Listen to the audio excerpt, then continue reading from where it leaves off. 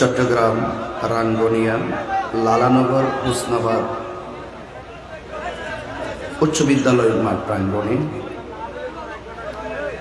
দশম শেরেবাংলা রহমাতুল্লাহ আলাইহি স্মরণে সুন্নি মহাসম্মেলনে চলে আসুন।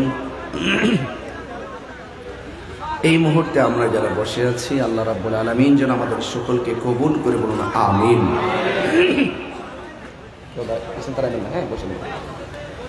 সালাতু ওয়াসসালামু আলাইকা ইয়া রাসূলুল্লাহ,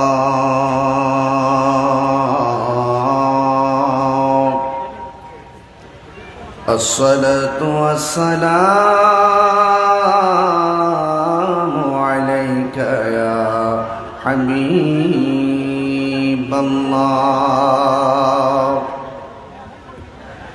আসসালাতু ওয়াসসালামু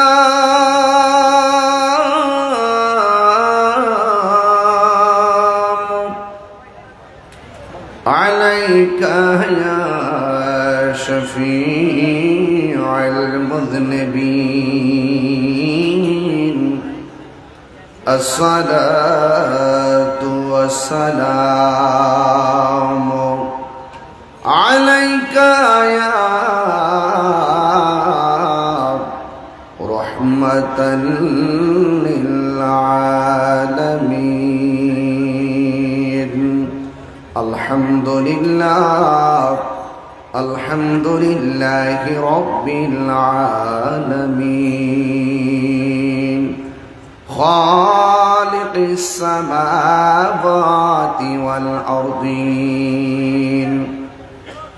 আসসালাতু ওয়াসসালামু আলা আশরাফিল আমবিয়াই ওয়াল মুরসালিন ওয়া আলা আলিহি আত-তাইয়্যিবিন ওয়া আসহাবিল মুতাহহিরিন الذي أرسله بالحق بشيرا ونذيرا وداعيا إلى الله بإذنه وسراجا منيرا. إن الله وملائكته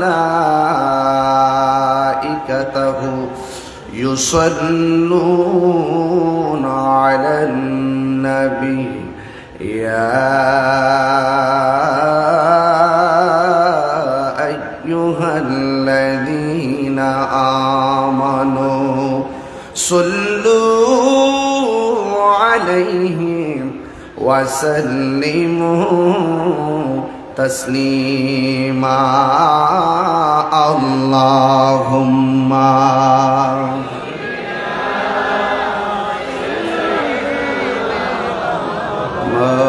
مولانا محمد وعلى آل سيدنا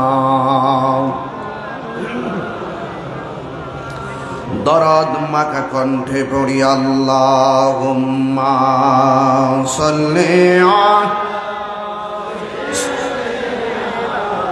মাওলানা মুহাম্মদ ওয়া আলা আলি সাইয়্যিদিনা।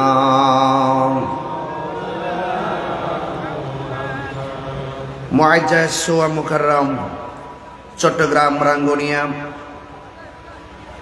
পবিত্র ঈদ মিলাদুন নবী সাল্লাল্লাহু আলাইহি ওয়াসাল্লাম ফাতিহাজ দহম উদযাপন উপলক্ষে শেরেবাংলা রহমাতুল্লাহ আলাইহির স্মৃতিচারণে দশম সুন্নি মহাসম্মেলন হুসনাবাদ লালানগর উচ্চ বিদ্যালয় প্রাঙ্গণের রাঙ্গুনিয়া বিভিন্ন দিক দিগন্ত থেকে যারা উপস্থিত হয়েছেন, সবার উদ্দেশ্যে শুধু এতটুকুই বলবো, আপনারা আদবের সাথে বসে আজকের কথাগুলো শুনবেন এবং আপনারা জানেন যে আজকের এই বিশাল প্রোগ্রামটি ব্যবস্থাপনায় যারা ছিলেন আল্লামা গাজী শেরেবাংলা রহমাতুল্লাহ আলাইহি স্মৃতি সংসদের এক ঝাঁক তরুণ প্রজন্ম এবং পরামর্শদাতা ছিলেন মুরব্বিয়ান ইকরাম, সার্বিক সহযোগিতায় ছিলেন এলাকাবাসী ও প্রবাসী বৃন্দ।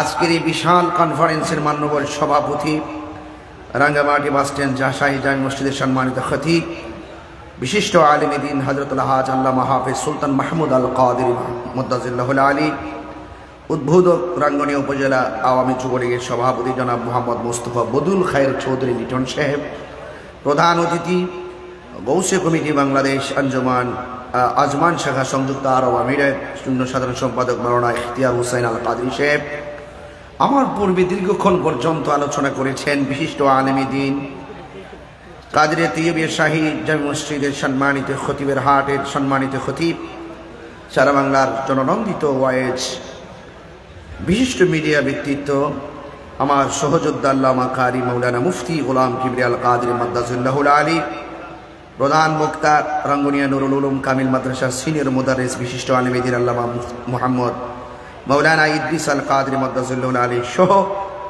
ওয়া মুবাল্লিগিন উলামায়ে কিরাম, আমার চোখে দেখা অনেক সংগঠনের নেতৃবৃন্দরা এখানে রয়েছেন।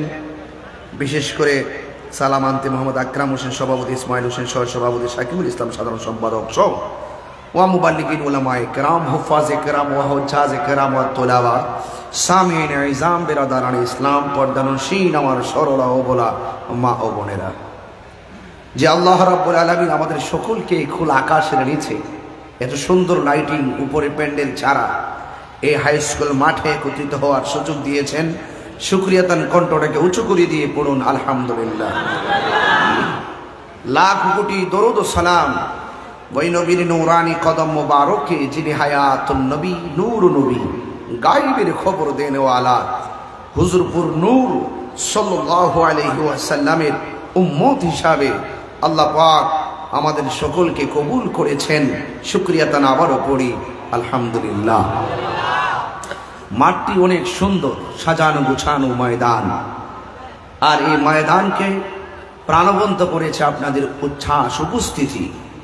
একটি কথা মনে রাখবেন, এই ময়দানে আমি দেখতে পাচ্ছি মাহফিলটা 10তম মাহফিল। এই 10 বছরের অতিক্রমের কালে অনেক মানুষ আমাদেরকে ছেড়ে অন্ধকার কবরে চলে গিয়েছেন, ঠিক কিনা? আগামী 20 বছর আসার আগে এমনও তো হতে পারে আমরাও পৃথিবীতে থাকতে না পারি, ঠিক কিনা? যে কোনো মুহূর্তে আমরা চলে যেতে পারি। আপনারা জানেন, গত কিছুদিন আগে আমার একটি গাড়ি কাদার মধ্যে চাক্কা আটকে গিয়েছিল। আমি গাড়ির গ্লাস নামিয়ে দেখেছিলাম কাদা কতটুকু আর গাড়িটা মাটিতে ডাবছে কতটুকু। এটাকে স্লো মোশন করে একদল চালিয়ে দিয়েছে ফেসবুকে, আমি মারা গেছি। এটাকে একদল চালিয়ে দিয়েছে আমি অ্যাক্সিডেন্ট করেছি। এটাকে একদল চালিয়ে দিয়েছে আমি না ফেরার দেশে চলে গিয়েছি। আলহামদুলিল্লাহ, আমি অ্যাক্সিডেন্ট করিনি, আল্লাহর রহমতে আমি বেঁচে আছি। একদিন তো চলে যেতেই হবে, একদিন তো চলে যেতেই হবে। আমি এই না ফেরার দেশে চলে যাওয়ার ঘটনাটি যখন ফেসবুকে এসেছে, আমি দেখেছি কতগুলা ভালোবাসার মানুষ আমাকে ফোন দিয়েছে, আমাদের পরিবারে ফোন দিয়েছে, আমাদের সহপাঠী কিবরিয়া সাহেব সহ আমাদের সহযোদ্ধা যারা, তাদেরকে ফোন দিয়েছে যে আমি দুনিয়াতে আসি কিনা। একজন আমাকে ফোন দিয়ে বলতেছে, হুজুর আপনি নাকি মারা গেছেন। আগে থেকে কথা বলতেছো কার সাথে? তুমি সরাসরি ফোন রিসিভ করার পরও বলতেছো আমি মারা গেছি। বলতে আমি ফোন না করলে তো পৃথিবী অন্ধকার। তো আমি যাই হোক, আমি কিন্তু এই যে ফোনগুলো আমার কাছে আসছে, আমি যদি চলে যেতাম, অ্যাকচুয়ালি যদি আমি চলে যেতাম, এই ফোনগুলো আমি কানে রিসিভ করতে পারতাম না। আমি বুঝতে পারতাম না যে কত মানুষ কতভাবে ফোন দেয় মানুষ মারা গেলে, কতভাবে যে খোঁজ খবর নেয়। এটাও একটা, এই প্রত্যেকটা মানুষের ভালোবাসাকে আমি নিরন্তর আমার পক্ষ থেকে রিপিট ভালোবাসা জ্ঞাপন করছি। আসলেই শেষ কথা একটাই, মানুষ মানুষের জন্য। কথা বলেন ঠিক কিনা? দেশবাসী, এখন এখানে ঢোকার সময় ময়মনসিংহ থেকে ফোন আসছে, হুজুর আপনি কোথায়? আমি বলছি আমি মাহফিলে রাঙ্গুনিয়া ঢুকতেছি। আচ্ছা ঠিক আছে হুজুর, আলহামদুলিল্লাহ। হুজুর ঠিক আছে, রাখিয়া দিই। আমি বুঝতে পারছি যে সে কণ্ঠটা শোনার পরে সে যা খবর পেয়েছিলেন তার মনে হয় একটু সাহস এসেছে। যাই হোক, সব কিছু মিলে আমি সহ আপনারা যারা আছেন সবাইকে যেন আল্লাহ পাক রোড গাড়ির অ্যাক্সিডেন্ট থেকে যেন বাঁচিয়ে রাখে এবং সকলকে যেন ঈমানি হায়াত দান করে। জোরে বলুন আমিন। ভাইয়েরা আমার, পৃথিবীতে সবচাইতে বড় কথা হলো আগে মানুষ হতে হবে। কি হতে হবে? মানুষ হতে হবে। মানুষ কাকে বলে? ঈমানের সাথে একতা, শৃঙ্খলা, ভ্রাতৃত্ব, মানবতা, মনুষ্যত্ববোধ জাগিয়ে তোলার মাধ্যমে মনের মানসিকতাকে যিনি নূর বানাতে সক্ষম তিনিই হলো মানুষ। আর মনের মানসিকতাকে যদি নূর বানাইতে চান আপনাকে আল্লাহর ওলিদের দরবারে যেতে হবে। কথা বলে ঠিক কিনা? মনের মানসিকতাকে যদি নূর করতে চান, মনকে অন্তরকে গড়ার যে কারিগর সেই আল্লাহর ওলিদের দরবারে যেতে হবে। ঠিক না বেঠিক? তো সব কিছু মিলিয়ে আমরা মানুষ হতে হবে। মানুষের মতো মানুষ যদি হতে পারি, দেখেন আল্লাহ পাক কোরআনে বলছেন মানুষ সৃষ্টির শ্রেষ্ঠ। আবার আল্লাহ নিজেই বলছেন মানুষ পশুর চাইতে আরো নিকৃষ্ট। আবার আল্লাহ বলছেন কবরে আযাব, ভয়ঙ্কর আযাব। আরেকটা আয়াত হলো ইন্না বাতশা রাব্বিকা লাশাদীদ, নিশ্চয়ই আল্লাহর ধরা অনেক শক্ত। যদি আল্লাহর ধরা শক্ত হয়, আমরা যদি আল্লাহকে না মানি, কবরে যাওয়ার পরে কবর আযাব কিন্তু অবধারিত। আবার যদি আমরা মানুষের মতো মানুষ হতে পারি, ঈমানটা যদি ধারণ করতে পারি, আমলে সালেহ যদি করতে পারি, মারা যাওয়ার পরে কিছু কিছু প্রেমিক বান্দাদের গায়ের নিচে আল্লাহ পাক রব্বুল আলামিন জান্নাতের গালিচা বিছানোর ব্যবস্থা করে দিবেন। আবার এই ঈমানদার মাটিতে শুয়ে তারা আরামে ঘুমিয়ে যাবে। আবার এদের চাইতে ক্লাস আরো উপরে আছে, কিছু কিছু মানুষ আছে আবার কবরে যাওয়ার পর তারা কবরে ঘুমাবে, কবরে নামাজ পড়বে, কবরে কোরআন তেলাওয়াত করবে, রুহানি ভাবে তারা ঘুরতে পারবে। আল্লাহ বলছেন ইনদা রাব্বিহিম ইউরযাকুন, আমি আল্লাহ তাদের জন্য জান্নাত থেকে খাবারও পাঠায় দেয়। তাই মানুষ তো সবাই, আমি তাহিরি বান্দাই রয়ে গেলাম, কিবরিয়া সাহেব বান্দাই রয়ে গেলেন, আপনারও বান্দাই রয়ে গেলেন, কিন্তু আজকে আল্লামা গাজী শের বাংলা রহমতুল্লাহ আলাই তিনি বন্ধু হয়ে গেলেন। আর বান্দা যখন হয়ে কবরে যায়, বান্দা বান্দাকে ভুলে যায়। আর বান্দা যখন দুনিয়া থেকে যাওয়ার আগে আল্লাহকে রাজি করে বন্ধু হয়ে যায়, তাদেরকে কেউ ভোলে না।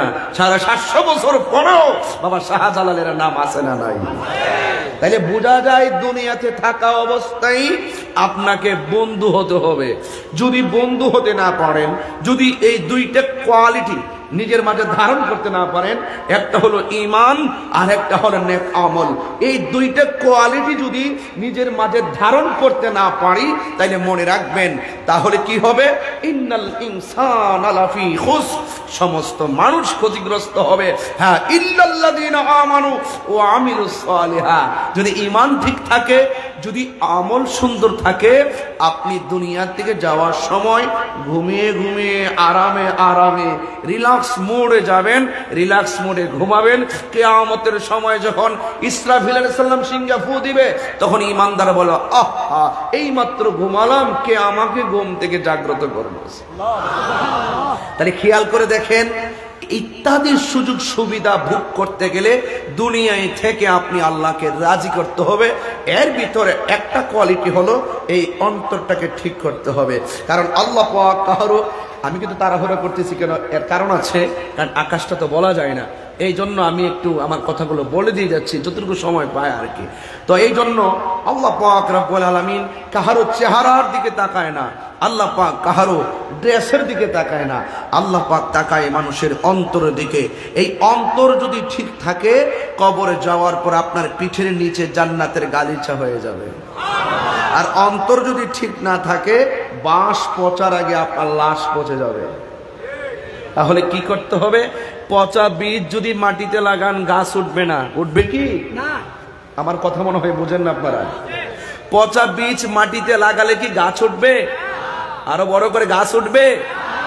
পচা বীজ মাটিতে লাগালে গাছ উঠবে না। ইন্নাকা লা তাজনি মিনাশ শাওকিল ইনাব, আঙ্গুরের গাছ থেকে কাঁঠালের আশা করা যায় না। মাটির উপরে থাইকা সুদ খাইয়া, মাটির উপরে থাইকা ঘুষ খাইয়া, মাটির উপরে থাইকা বলি আল্লাহর বিরুদ্ধে কথা বলি না, মাটির উপরে থাইকা মুস্তাফার শানে আমার নবীর শানে বিরোধিতা কইরা, মাটির উপরে থাইকা মা বাবার বুকে লাথি মাইরা, মাটির উপরে থাইকা ওই আল্লাহর সঙ্গে বিদ্বেষ করে, মাটির উপরে থেকে কোরআনের বিরুদ্ধে কথা বলে মাটির নিচে গিয়ে জান্নাতের আশা করা যায় না।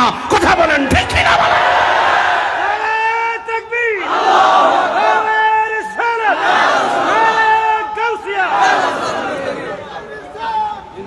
পরিষ্কার কথা, যা কিছু করবেন এই পৃথিবীতে থাকা অবস্থায় করে যেতে হবে, কারণ নিঃশ্বাসের কোনো বিশ্বাস, নিঃশ্বাসের কোনো বিশ্বাস যে কোনো মুহূর্তে আজরাইল চলে আসতে পারে। এখন যদি চলে আসে আপনি কি জবাব দিবেন? আপনার অনেক কাজ বাকি, অনেক ইবাদতের শূন্যতা, অনেক কাজের শূন্যতা, সব কিছু রেখে আপনাকে চলে যেতে হবে। কথা বলেন ঠিক কিনা বলেন? ভাইয়েরা আমার, ভাইয়েরা আমার, কথা পরিষ্কার না, চলবে লাগবে না, কথা পরিষ্কার। যা কিছু করব এই দুনিয়া থেকে ইন্তেকালের পূর্বে আমাদেরকে প্রস্তুতি গ্রহণ করে যেতে হবে, ঠিক কিনা?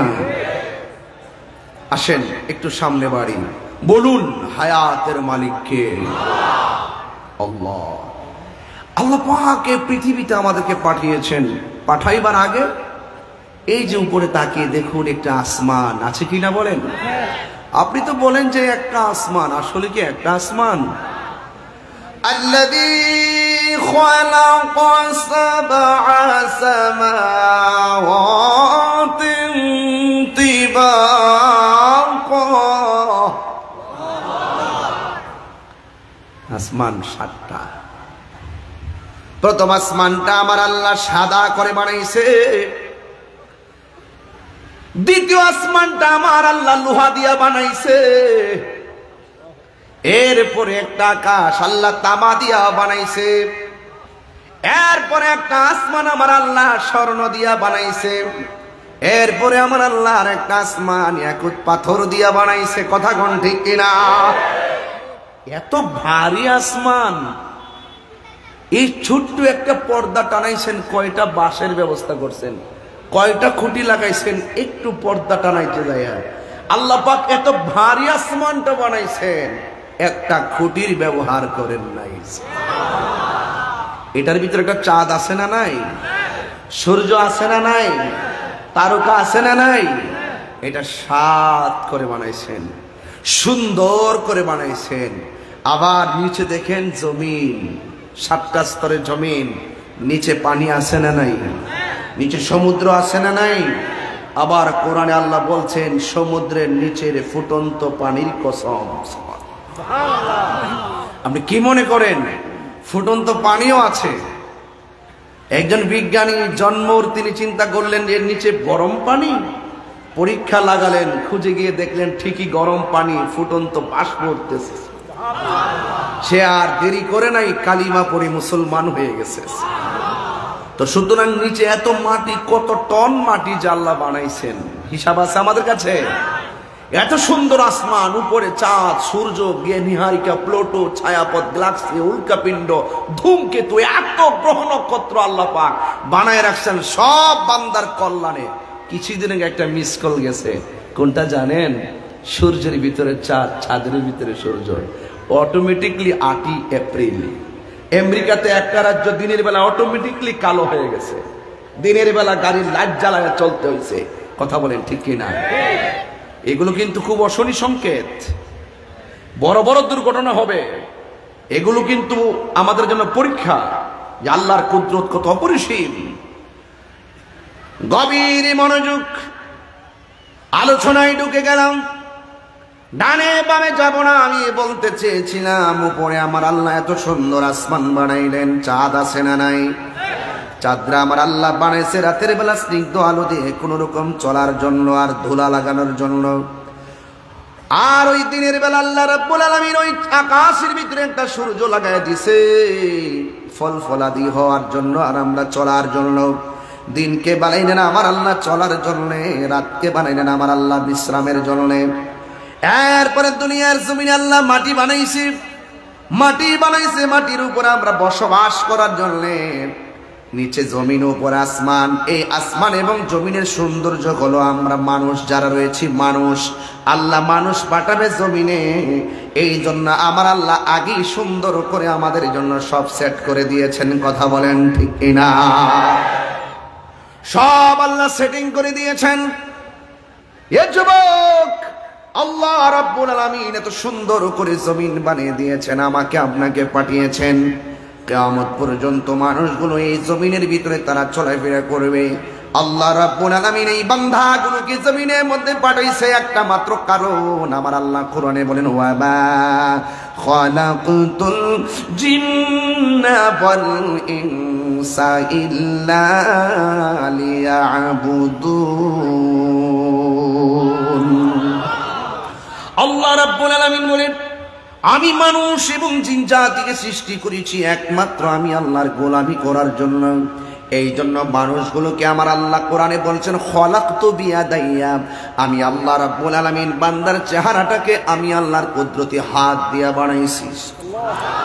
আমার ডানে অনেকগুলা মানুষ, সুন্দর সুন্দর মানুষ, আমার বামে অনেক সুন্দর সুন্দর মানুষ। একটা চেহারার সঙ্গে আরেকটা চেহারা মিলে না, একজনের নাকের সঙ্গে আরেকটা নাক মিলে না, একজনের দুইটা চোখের সঙ্গে আরেকজনের দুইটা চোখ মিলে না, একজনের গায়ের চামড়ার সঙ্গে আরেকজনের চামড়া মিলে না। যদি আমরা ফর্সা মানুষকে ফর্সা বলি, কালো মানুষকে কালো বলি, কিন্তু চামড়ার ভিতরে আমার আল্লাহ যে ভিন্নতা দিয়েছেন, এটার পিছনে কারিগর একজন। জবানটা খুলে বলুন তিনি কে? ওই বান্দার এই স্ট্রাকচার বানায় এখানে একটা জবান দিয়েছে, জবান দিয়া জিকির হবে কার? আর এই জায়গার ভিতরে আল্লাহ দুইটা চোখ দিয়েছেন। এই দুইটা চোখ দিয়ে আমরা দুনিয়ার জমিন দেখব, দেখে দেখে আমরা একজনকে গবেষণা করব। আজকেও কিবরিয়া সাহেব একটা স্ট্যাটাস দিয়েছেন, সরিষা নাই সূর্যমুখী ফুলের মাঝখানে। তিনি স্ট্যাটাস দেওয়ার সময় লিখেছেন, তোমার সৃষ্টি যদি এত সুন্দর হয়, না জানি তুমি খোদা কত সুন্দর। তোমার সৃষ্টি যদি এত সুন্দর হয়, নাকি নয় কি? এরকম কি না? তার মানে বোঝা গেল আমি অনেক কিছু দেখার চেষ্টা করি কে কি লেখে। হ্যাঁ, তোমার সৃষ্টি যদি এত সুন্দর হয়, তোমার সৃষ্টি সুর দিব, হ্যাঁ, তোমার সৃষ্টি যদি হয় এত সুন্দর, না জানি তাহলে তুমি কত সুন্দর, কত সুন্দর। সুবহানাল্লাহ বলবেন না? আহা, কত সুন্দর, কত সুন্দর লেখা, কবির ধ্যান ধারণা, কত সুন্দর ব্যাখ্যা করতে হবে, ঠিক কিনা বলেন? হ্যাঁ আমার যুবক ভাইয়েরা, আল্লাহ রাব্বুল আলামিন মানুষকে দুনিয়ার জমিনে পাঠিয়েছেন। এই জমিনে পাঠানোর পর আল্লাহ রাব্বুল আলামিন আমাদেরকে ইবাদতের জন্য দিক নির্দেশনা দিয়ে দিয়েছেন। এই জায়গার ভিতরে দুইটা চোখ দিয়েছেন, চোখ দিয়ে আমরা সৃষ্টি জগৎ দেখব। ওয়াতাফাক্কারুনা ফি খালকিস সামাওয়াতি ওয়াল আরদ, আসমান এবং জমিনে কি আছে এইগুলো দেখে দেখে একজনকে গবেষণা করব। জবান খুলে বলেন তিনি কে? খুঁটি ছাড়া আসমানটা তুমি টানায় রাখলা কেমনে? কাঁঠালের একটা বীজ থেকে গাছ উঠাইলা কেমনে? আবার গাছের ডালডালা থেকে আবার কাঁঠাল বানাইলা কেমনে? আপনারা জবান খুলে বলেন, এর পিছনে রহস্যকারী একজন, এর পিছনে কুদরত আছে একজনের। জবান খুলে বলেন তিনি কে? এত সুন্দর সৃষ্টি। আয় যুবক ভাইয়ার আমার, বেশি দূরে যেতে হবে না। তাহিরি কাছ থেকে তাহিরিকে ব্রাহ্মণবাড়ির দিকে এনে রবকে চিনতে হবে না। তোমার নিজের দিকে তাকালে তুমি নিজে রবকে চিনতে পারবে। আপনি আপনার দিকে তাকালে আপনার রবকে চিনতে পারবে। ছিলাম কোথায়, আসছি কোথায়, যাব কোথায়, আমাকে পাঠিয়েছেন কে, আমি যাব কার কাছে, আমাকে ছেড়ে চলে গিয়েছে যারা, তারা গিয়েছে কোথায়, এগুলো চিন্তা করলেই মান আরাফা নাফসাহু ফাকাদ আরাফা রাব্বাহু। যে নিজেকে নিজে চিনতে পেরেছে সে তার রবকে চিনতে পেরেছে। পরিষ্কার কথা। এই জন্য আমাকে আপনাকে পাঠিয়েছেন। আমি দুনিয়াতে চলছি ফিরছি, খাইছি ঘুমাচ্ছি, কিন্তু আমাকে একদিন পৃথিবী ছেড়ে চলে যেতে হবে। কারণ আমার শুরুর মালিক যিনি, শেষের মালিকও তিনি আল্লাহ বলছেন ইন্নাহু হুয়া ইউবদিউ ওয়া ইউঈদ, নিশ্চয়ই তিনি সে আল্লাহ যিনি আমার শুরুর মালিক, আমার শেষের মালিক। এই জন্য আল্লাহ বলছেন কাইফা তাকফুরুনা বিল্লাহি ওয়া কুনতুম আমওয়াতান ফাআহইয়াকুম সুম্মা ইউমীতুকুম সুম্মা ইউহয়ীকুম সুম্মা ইলাইহি তুরজাউন। আল্লাহ রাব্বুল আলামিন বলছেন তোমরা তোমাদের রবকে কিভাবে অস্বীকার করছো, তোমরা তোমাদের রবকে কিভাবে অস্বীকার করছো। হাজার চেষ্টা করলো আমার আল্লাহর সৃষ্টিকে অস্বীকার করা যাবে না। আল্লাহ বলছেন ফাবিআইয়ি আলা'i রাব্বিকুমা তুকাযযিবান, তুমি কোন কোন নিয়ামতকে অস্বীকার করবা, অস্বীকার করার কোন রাস্তা। আল্লাহ বলছেন তোমরা কিভাবে তোমাদের রবকে অস্বীকার করছো। আল্লাহ বলছেন তোমরা ছিলে মুর্দা, আমি আল্লাহ তোমাদেরকে জীবন দিয়েছি, এরপরে জীবন দেওয়ার পরে তুমি অনেক কিছু হয়েছো, এরপরে আমি আল্লাহ রাব্বুল আলামিন সব কিছুর মাঝখান দিয়ে এমন একটা থাবা দেওয়ামো যে এই থাবা দিয়া সব স্তব্ধ করে দিবেন, সেই থাবার নাম হলো মরণ। ঠিক কিনা? এই থাবাটা বড় ভয়ঙ্কর। এই থাবায় কাহারো রক ছিঁড়ে যাবে, এই থাবায় কাহারো হাড্ডি খুলে যাবে, এই থাবায় কাহারোর শরীর থেকে যখন রগটা ডিসকানেক্ট হয়ে যাবে, ওই রগ দিয়া স্যালাইন ঢুকবে না। ওই থাবার মাধ্যমে কাহারো হাড্ডিগুলো খুলে খুলে আলাদা হয়ে যাবে, কোনো সার্জারি দিয়ে এক্সরে করলে ধরা পড়বে না, কেউ ভালো করতে পারবে না। এই জন্য আমার যুবক, ওই থাবার নাম হলো মৃত্যু। এই মৃত্যু বড় কঠিন। জীবন্ত বকরি গায়ে থেকে চামড়া তুললে বকরি যেমন কষ্ট হয়, এর চাইতে বেশি কষ্ট হবে আজরাইলে যখন থাবা দেওয়ার সময় আপনার রূহটা নিয়ে যাবে। কেউ পায়খানা করে বিছানা বাসায়া দিবে, কেউ প্রস্রাব করে বিছানা বাসায়া দিবে, কেউ চোখ দুইটা খুলে দিবে, আবার কেউ জিহ্বার মধ্যে কামড় দিয়ে ধরবে। পাশে ভাই বসা আছে, পাশে বোন বসা আছে, আপন জনরা সম্পদের ভাগ নেওয়ার জন্য প্রস্তুত, কিন্তু মরণের কষ্টের ভাগ নেওয়ার মতন কোনো বান্ধব নাই। কথা বলেন ঠিক কিনা? নিবে কেউ মৃত্যুর কষ্টের ভাগ নিবে? কেউ নিবে না। আমার উদ্দেশ্য কিন্তু এই ওয়াজ না, জাস্ট ভূমিকায় বলে যাচ্ছি। আমি আর একটু সামনে যাব, এখান থেকে ওয়াজটা না ধরলে ওয়াজের ফিনিশন আসবে না। এই জন্য আমি আমার জীবন থেকে শুরু করলাম বয়ানটা। এরপরে যখন মৃত্যুর সময়, আপনার রুহটা নেওয়ার সময় হবে, বেঈমান হয়ে রাঙ্গুনিয়ায় পড়ে থাকলে আপনি বলবেন আজরাইল আমাকে একটু সময় দাও, আমার একটু নামাজ বাকি আছে, আমারে সময় দাও, আমার রোজার বাকি আছে, আমাকে সময় দাও, অনেক ইবাদতের বাকি আছে। কিন্তু আজরাইল বলবে না না, একটু সময় দেওয়া হবে না, একটা সেকেন্ড দেরি করবে না, যখন সময় হবে আপনাকে চলে যেতে হবে। যেখানেই থাকেন না কেন, হয়তো আপনি বিদেশ, না হয় আপনি রাঙ্গুনিয়া, না হয় চট্টগ্রাম টাউনে, যেখানেই থাকেন না কেন সেখানে আজরাইল আপনার কাছে চলে আসবে। আল্লাহ রাব্বুল আলামিন কোরআনের মধ্যে বলে দিয়েছেন ওয়ামা তাদরি নাফসুন বিআইনি আরদিন তামুত, হারিয়ে যাব একদিন আমি রগনায় ভুবন চিরদিন। বলো হারিয়ে যাব একদিন আমি রগনায় ভুবন চিরদিন। ক্ষমা করে দিও তোমরা আমায়, বলো তোমরা আমায়, ভুল করে থাকি যদি কোনো দিন, হারিয়ে যাব একদিন আমি রব নাই ভুবন চিরদিন। বাঁশি বাগানে বা গোরস্থানে হয়তো দিবে মোরে খবর, তোমরা আমায় যাবে ভুলে, রাখিবে না জানি কোন খবর। বাঁশি বাগানে বা গোরস্থানে হয়তো দিবে মোরে খবর, তোমরা আমায় যাবে ভুলে, রাখিবে না জানি কোন খবর। পড়বে কি মনে আমার কথা, ফেলবে কি অস্ত্র কোনো দিন, হারিয়ে যাব একদিন আমি, রব নাই ভুবন চিরদিন। সবাই হারিয়ে যাব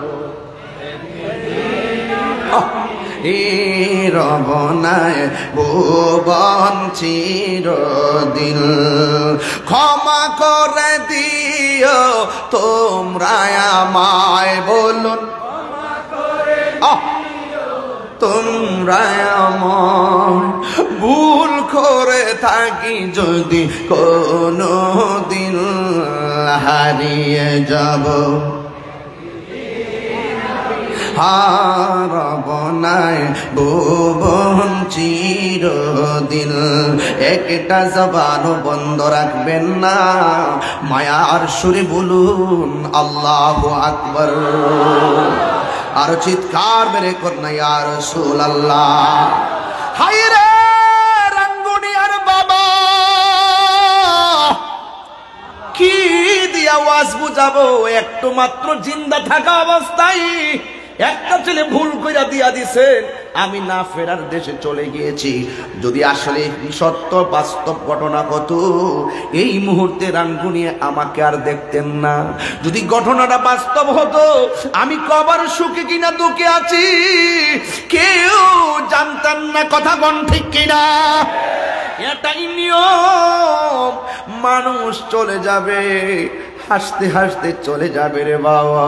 এই জন্য যুবক ভাইয়েরা দুনিয়াতে থাকেন আর যতদিনই থাকেন, মানুষ চলে যাওয়ার পরে মানুষ মানুষকে ভুলে যায়, মানুষ মানুষকে ভুলে যায়। আপনার জন্য আখিরাতের ক্ষেত্রে কেউ 1 ইঞ্চি জায়গা দিবে না। যার যার ইয়া নফসি, আমার কবরে আমি থাকবো, আপনার কবরে আপনি থাকবেন।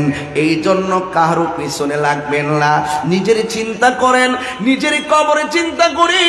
আল্লাহ বলে সুম্মা ইউমিতুকুম, এই শব্দটা বড় কঠিন। আল্লাহ বলে কুল্লু নাফসিন যায়িকাতুল মাউত, তুমি মরতে হবে যে কোনো মুহূর্তে। আমাকে আপনাকে কবরে চলে যেতে হবে। আপনজনরা সব কাঁদবে। আমার দাদার আনুষ্ঠানিকতা যা ছিল, আমার আনুষ্ঠানিকতা তাই হবে। আমার বড় বাপের আনুষ্ঠানিকতা যা ছিল, আমার আনুষ্ঠানিকতা তাই হবে। আমার বাবার আনুষ্ঠানিকতা যেমন ছিল, আমার আনুষ্ঠানিকতা এমন হবে। কিবরিয়া সাহেবের আনুষ্ঠানিকতা এমন হবে। এখন বলেন হুজুর, মানুষ মারা যাওয়ার পর আবার আনুষ্ঠানিকতা কি? 1 নম্বর আনুষ্ঠানিকতা মাইকিং হবে। 2 নম্বর আনুষ্ঠানিকতা বড়ই পাতার জল হবে। 3 গরম জল হবে। 3 নম্বর আনুষ্ঠানিকতা বাজার থেকে কাপড়ের কাপড় আসবে। 4 নম্বর আনুষ্ঠানিকতা মসজিদের খাট আসবে। 5 নম্বর আনুষ্ঠানিকতা জানাজার ময়দানে হাজার হাজার মানুষ লাইন ধরে দাঁড়ায়া যাবে। আর 6 নম্বর আনুষ্ঠানিকতা চিরবিদায় দেওয়ার জন্য আবার ঘাটটা কাদের মধ্যে নিবে। 7ম আনুষ্ঠানিকতা কবরে নামাই দিব। 8ম আনুষ্ঠানিকতা বাঁশ গোলা দিয়া, চাটাই গোলা দিয়া আমাকে মাটি দিবে। মিনহা খালাকনাকুম ওয়া ফিহা নুঈদুকুম ওয়া মিনহা নুখরিজুকুম তারাতান উখরা। এটাই তো আমার আপনার জীবনের শেষ কথা। আর কিনু কথা, আর কোনো কথা আছে? আর কোনো আওয়াজ আছে? আল্লাহ বলে সুম্মা ইউমিতুকুম। এই জন্য বলছি এই শব্দটা আমাদের জন্য বড় ভয়ের একটা শব্দ। আমাদেরকে চলে যেতে হবে। এরপরে অনেকে ভাবেন দুনিয়াতে এসেছি আর কি আসবো নাকি, যা খায় খেতে পারি খেয়ে নেই, যা করার করে নেই। না ভাই, যা খায় তাই খাইতে পারবে না। ইচ্ছে করলে তুমি হালাল খাও, হারাম খাওয়ার অধিকার নাই। কথা বলেন ঠিক না? তুমি যা করার করে নাও, হ্যাঁ করতে পারো। তুমি নামাজ পড়তে পারো, ইচ্ছে করলেই তুমি মানুষকে হত্যা করতে পারো না। কথা বলেন ঠিক না বেঠে? এই জন্য যুবক ভাইয়ের আমার সবাইকে বলবো, মা আতাকুমুর রাসূলু ফাখুযুহু ওয়া মা নাহাকুম আনহু ফান্তাহু। যা কিছু কল্যাণকর তা তুমি করতে পারো, বাধা নাই। যা অকল্যাণকর তা তুমি করতে পারো না। যা করণীয় তা যদি করো, আল্লাহর কসম করে বলি, আমার রাসূলকে সাক্ষী রেখে বলি, আপনি যদি আল্লাহর কথা মতো নবীর তরিকা মতো চলতে পারেন, লিখে রাখেন এই রাঙ্গুনিয়ার লালানগর মানুষ, আপনারা লিখে রাখেন হুসনাবাদের মানুষ, লালানগরের মানুষ, রাঙ্গুনিয়ার মানুষ, চট্টগ্রামের মানুষ, আপনি লিখে রাখেন, আপনি যদি নবীর তরিকা মতো চলতে পারেন, নবীর কথা মতো চলতে পারেন, এই লালানগরে আপনার ঘরে আজরাইল আসবে। আসার সময় দরজায় দাঁড়াবে, দাঁড়ায় বলবে আসসালামু আলাইকুম ইয়া আহলাল বাইত। হে গরওয়ালা, আপনার উপর সালাম, আমি কি আসতে পারি? ইমানদার বলবে হ্যাঁ ওয়ালাইকুম সালাম, আসুন বসুন। মাথার পাশে বসবে, মাথার পাশে বসে, মাথার পাশে বসে এই চুলের মধ্যে আজরাইলের আঙ্গুলগুলারে চিরুনি বানাবে, বানায় এমনি আশ্রাবে, আশ্রায় কানের কাছে মুখটা লাগায় বলবে আমি তো এসেছিলাম আপনার রুহুটা নেওয়ার জন্য। ইমানদার বলবে দেরি করেন কেন, তাড়াতাড়ি নিয়ে যান, দুনিয়া ভাল লাগে না। যার জন্য পাগল, যার জন্য দেওয়ানা, সেই নবীকে দেখার জন্য মনটা পাগল হয়ে রয়েছে। এই তো ওয়াজ বুঝতেছেন আপনারা? প্রেমিক মরণরে ডরায় না। এই জন্য আমরা যখন কথা বলি বুক ফুলিয়ে কথা বলি। ইমাম হুসাইন মৃত্যুর ডরে ময়দান থেকে পলায়ন করে নাই, রক্ত দিয়েছেন। ঠিক কিনা বলেন? আর ইমানদাররা মরণরে ডরায় না। আজরাইল আর বেঈমানের কাছে আজরাইল অনেক কিছু হতে পারে, ইমানদারের কাছে তো আজরাইল হবে বন্ধু। ঠিক কিনা বলেন? আমার রুহুটা তাড়াতাড়ি নিয়ে যান, আমার রবের সাথে, আমার নবীর সাথে দিদারের জন্য মনটা পাগল হয়ে আছে। যখন এই কথা বলবে, বাস এই রুহুটা সার্জারির জন্য, ইয়াসআলুনাকা আনির রূহ কুলির রূহ মিন আমরি রাব্বি, এটাই তো কথা। আর কিছু আছে রুহের ঠিকানা আর কি দিতে পারবো? এটাই বলতে পারবো আল্লাহর আদেশ মাত্র, ঢুকেছে বের হয়ে যাচ্ছে, এর বেশি করার কোনো সুযোগ নাই, এর বেশি ব্যাখ্যা করার সুযোগ নাই, মাপকাঠি দেওয়ার সুযোগ নাই, চলে যাবে। আল্লাহ বলে এ ফেরেশতা, বেহেশতের থেকে সাদা একটা কাপড় লো, কাপড় নিয়ে ইমানদারের কাছে যা। ওই ইমানদারের চোখের দৃষ্টি যতটুকু যায়, গড় পর্যন্ত গেলে গড়ের দরজায়, আসমান পর্যন্ত গেলে আসমানে, বাহিরে গেলে বাহিরে গিয়ে কাপড়টা নিয়ে দাঁড়িয়ে থাক।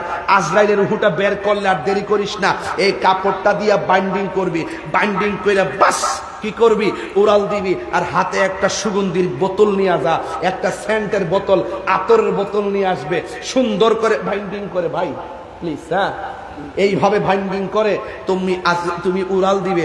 ইমানদারের রুহুটা যখন সার্জারি হবে, আহারে ইমানদার মৃত্যুর সময় কি করবে জানেন? আস্তে আস্তে করে ঘুমিয়ে যাবে। মায়ের স্তন থেকে দুধ পান করলে বাচ্চা যেমনি ঘুমায় যায়, টের পায় না, ইমানদার এভাবে ঘুমিয়ে যাবে। আর এই দিক দিয়ে রুহুটাকে নিয়ে আসমানে উড়াল দিবে। প্রথম আসমানে যাওয়ার পরে ফেরেশতা বলবে, এ ফেরেশতা তোমার হাতে কি এত সুগন্ধি কেন? এমক গ্রামের এমক ইমানদারের প্রেমিকের রুহু আছে আমার কাছে। সাথে সাথে আসমানের ফেরেশতা রুহুটাকে সালাম দেয়। সালামের অভাব আছে? আরে প্রেমিকের সালামের অভাব আছে? প্রেমিকের সালামের কোনো অভাব নয়। সুগন্ধি বলতে বলতে আইসা পড়ছে। হ্যাঁ, আশেক আছে, দেখা যায় পুরা আশেক আছে, মাশাআল্লাহ। আপনার মনে একটু কষ্ট পাইতেছেন আমার কথা, আমি কিন্তু একটু তাড়াহুড়া করতেছি, আমার একটা অভিজ্ঞতার কারণে তাড়াহুড়া করতেছি। মারহাবা জোরে বলেন। যাই হোক বাবারা আমার, দ্বিতীয় আসমানে যাওয়ার পরে আবার বলে তোমার হাতে এত গ্রান কেন, এত সুন্দর গ্রান করতেছে কেন? বলবে এমুক গ্রামের এমুক ইমানদারের রুহু আমি বাইন্ডিং করে রওনা হয়েছি। প্রথম আকাশ সালাম দেয়, দ্বিতীয় আকাশের ফেরেশতা সালাম দেয়, তৃতীয় আকাশের ফেরেশতা সালাম দেয়, চতুর্থ আকাশের ফেরেশতা সালাম দেয়, পঞ্চম আকাশের ফেরেশতা সালাম দেয়, ষষ্ঠ আকাশের ফেরেশতা সালাম দেয়, সপ্তম আকাশ আল্লাযী খালাকা সাবআ সামাওয়া, এই সপ্তম আকাশের ফেরেশতাও সালাম দেয়। দেওয়ার পরে আল্লাহ বলবেন, এ ফেরেশতার সামনে যাইস না, আমি আল্লাহ তাআলা এই প্রেমিকের রুহুটাকে রাখার জন্য একটা বাড়ি বানাইছি। এটা আমার ভাষা না, এটা কোরআনের ভাষা। এই বাড়িটার নাম হলো ইল্লিন, রাইখা দাও। আর এই দিক দিয়া সাজানো হচ্ছে, এই দিক দিয়া গরম পানির জল করা হচ্ছে। আরে মানিক মিয়া রুহুতু নিয়ে গেছে উপরে, আর দেহটা পরে আছে রঙ্গনিয়া। তাই মানিক মিয়ারে সুন্দর করে এইভাবে গোসল করাচ্ছে, কফুল দিচ্ছে, সাবান দিচ্ছে, কসকু সাবান, গরম বড়ই পাতার গরম জল দিয়ে আনুষ্ঠানিকতা শুরু হয়ে গেল। আঙ্গুল খিলাল শুরু হলো, দাড়ি খিলাল শুরু হলো, উজু করানো হলো। পেটের মধ্যে চাপ দিয়ে একবারে পায়খানা গুলা প্রস্তাব থাকলে ভিতরে বের করে টিস্যু দিয়ে পরিষ্কার করে দিল। এটা পরিষ্কার করে দেবেন, ঘৃণা করবেন না, কাউকে এই যে ঘৃণা করবেন না। গোসলখানায় যাবেন, আমি যতটুকু সুযোগ পাই গোসলখানায় গেলে আমি এই কাজে অংশগ্রহণ করি। পেটের মধ্যে সাপ দিয়ে দইরা বসাইয়া ময়লা বাড়িলে এই টিস্যু দিয়ে ময়লা পরিষ্কার করে দিই। কেন জানেন? একটা কারণ, আজকে যেই লোকটার হাত লড়ে না, যেই লোকটার পা নড়ে না, যেই লোকটার চোখ খুলে না, যেই লোকটার জবান বন্ধ, এই লোকটার মতন তো একদিন আমি ওইভাবে পড়বো। আমি যদি তাকে মায়া করে পরিষ্কার করে দেই, আই নো দ্যাট, আমি এটা জানি যে আমি ইন্তেকাল করলে মানুষ আমাকে মায়া করে পরিষ্কার করবে। কথা কি সত্য বলতেছি? আমাদের এখানে অনেক মানুষ বাবা গোসলখানাতে যায় না, যাবেন, যায় একটা বদনা পানি দিবেন, বড়ি পাতা, এই যে পাতাগুলো পেড়ে সুন্দর করে সংগ্রহ করে দিবেন, সুন্দর করে জল করবেন, করার পরে গোসলটা করাবেন। এইভাবে আনুষ্ঠানিকতা হয়ে যাবে। তারপরে গোসল দেওয়ার পরে শরীরটা ভালো করে মুছবে, এরপরে চাদরের ভিতরে রাইখা তার কাফনের কাপড়গুলো সুন্দর করে পরাইয়া, পুরুষ হলে 3 কাপড়, মহিলা হলে 5 কাপড় দিয়া সুন্দর করে 3টা বাঁধন দিয়া, পায়ের নিচে একটা, বুকের উপরে আরেকটা, মাথার উপরে আরেকটা, এই বাঁধন দিয়ে আপনি খাটের মধ্যে শোয়া দিবেন। বাস শোয়া দেওয়ার পরে কাঁধে উঠাইয়া নিয়ে যাওয়া হবে। এই যুবক ভাইরা আমার, ওই দিক দিয়ে মানিক মিয়ার রুহু হলো, কথা বলছি, মানিক মিয়ার রুহু হলো ইল্লিনে, আর এই দিকটা বডির আনুষ্ঠানিকতা শুরু হয়েছে। তাকে নিয়ে যাবে গুরুস্থানে, এই দেহটারে গুরুস্থানে নিয়ে যাবে। যাওয়ার সময় কত আনুষ্ঠানিকতা চলছে চলছে চলছে চলছে চলছে, নীতি নীতি নীতি নীতি শোয়াবে, উপরে মাটি দিবে। নামানোর সময় বলবে, নামানোর সময় কি বলবে? বিসমিল্লাহি ওয়া আলা, হ্যাঁ কি বলবে? শোনো, এই শোনো, নবীর বিরুদ্ধে কথা বলো না, সাবধান বলে দিলাম, নবীর বিরুদ্ধে কথা বলো না। যে জায়গায় কাহারো ব্যাপারে কথা জিজ্ঞাসা করা হবে না, আমার নবীর ব্যাপারে কথা জিজ্ঞাসা করা হবে। যেই ময়দানে কেউ উঠবে না, সেই ময়দান এসে দিকে আমি পড়ে যাব। আমি এই জায়গাটা ক্লিয়ার করে নিই, তারপরে কিছু টিকটক মৌলবীরে সাইজ করে দিয়া যাবো আজকে। হাত তুলে বলে আমার যুবক বলা বনগুলো রেডি আছো তোমরা?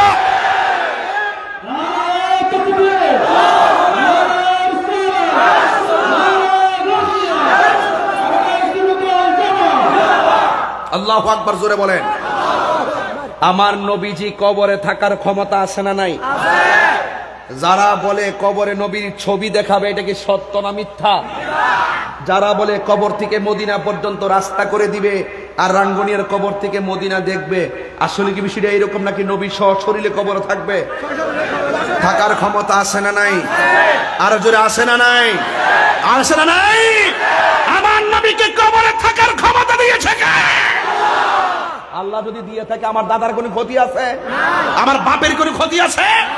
আল্লাহ নিজের ব্যাপারে বলছেন, ওয়া নাহানু আকরাবু ইলাইহি মিন হাবলিল ওয়ারিদ। আমার নবীর ব্যাপারে বলছে, আন্নাবিয়্যু আউলা বিল মুমিনিনা মিন আনফুসিহিম। জোরে কন্না সুবহানাল্লাহ। আমার নবী ইমানদার জানেন চাইতার নিকটে হাজির ও নাজির। বুঝো না, মসজিদে ঢোকার সময় আল্লাহুম্মা ইফতাহ লি আবওয়াব রাহমাতিক বলার আগে নবীকে সালাম দিতে হবে। জোরে কোন ঠিক না বেঠিক? আজকে এই ওয়াজ করলে বলো বেদাতি, আমাদেরকে বলো বেদাতি। আমরা বেদাতি না, আমরা ইবাদত বুঝি। সাবধান বলে দিলাম, তাহিরকে যাই বলো ছেড়ে দিব, তাহির বাবাকে যাই বলো ছেড়ে দিব। আমার নবীর ব্যাপারে যদি আপনার চুল পরিমাণ সন্দেহ থাকে, আর তুমি যদি ওই সময় নবীর বিরুদ্ধে কথা বলো, আমি তোমাকে চেনার টাইম নাই। কথা বলেন ঠিক না বেঠে? আমি হুঙ্কার পাওয়ার জন্য ওয়াজ করি না, আপনার আমাকে বাহাবা দিবেন এই জন্য কথা বলে। দেখেন না গামতেছি, আমি আমার হৃদয় থেকে কথা বলি।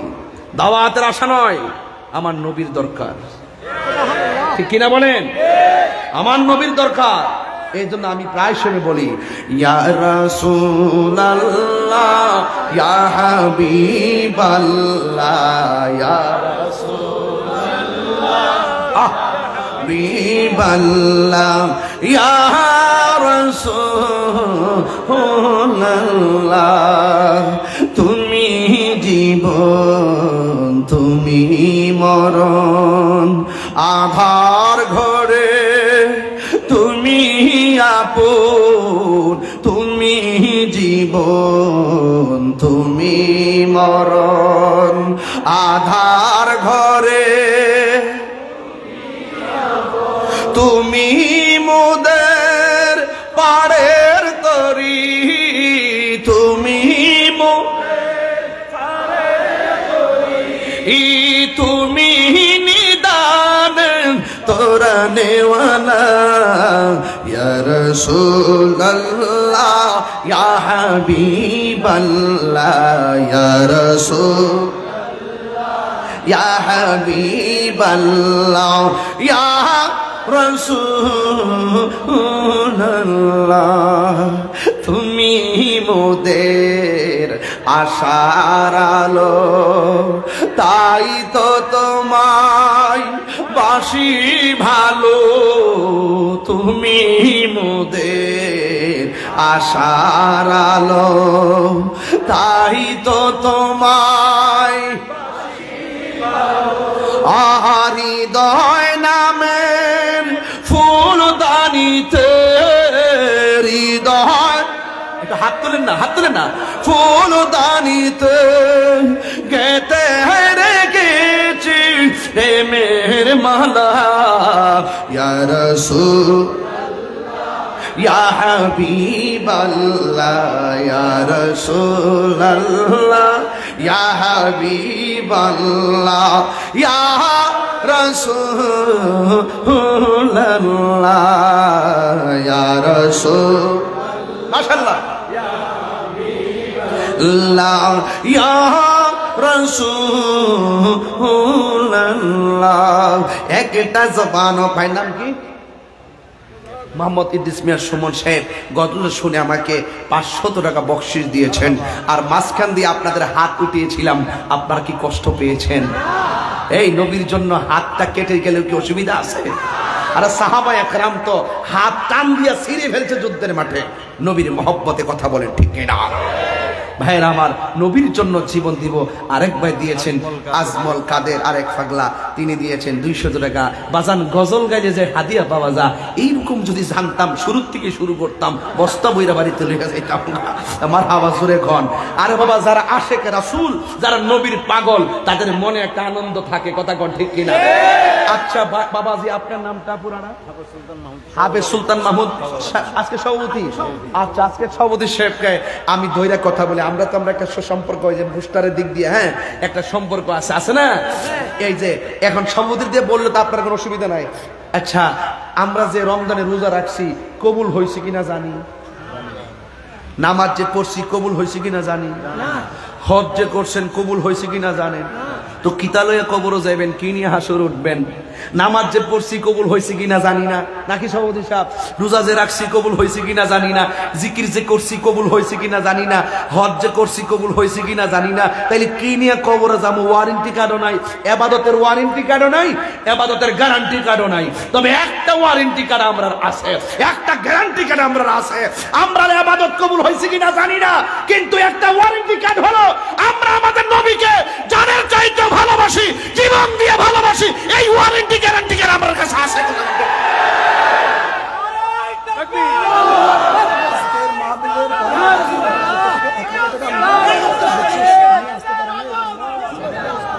প্রধান অতিথির পক্ষ থেকে মাশাআল্লাহ 1000 টাকা বকশিশ নিয়ে আসতে পারে না, টিকিট পাই। প্রধান অতিথির পক্ষ থেকে আমাকে 1000 টাকা বকশিশ দিয়েছেন ইখতিয়ার হোসেন আল কাদরি সাহেব, ও গাউসে কমিটির আজমান শাখা সংযুক্ত আরব আমিরাত, হ্যাঁ, যুগ্ম সাধারণ সম্পাদক।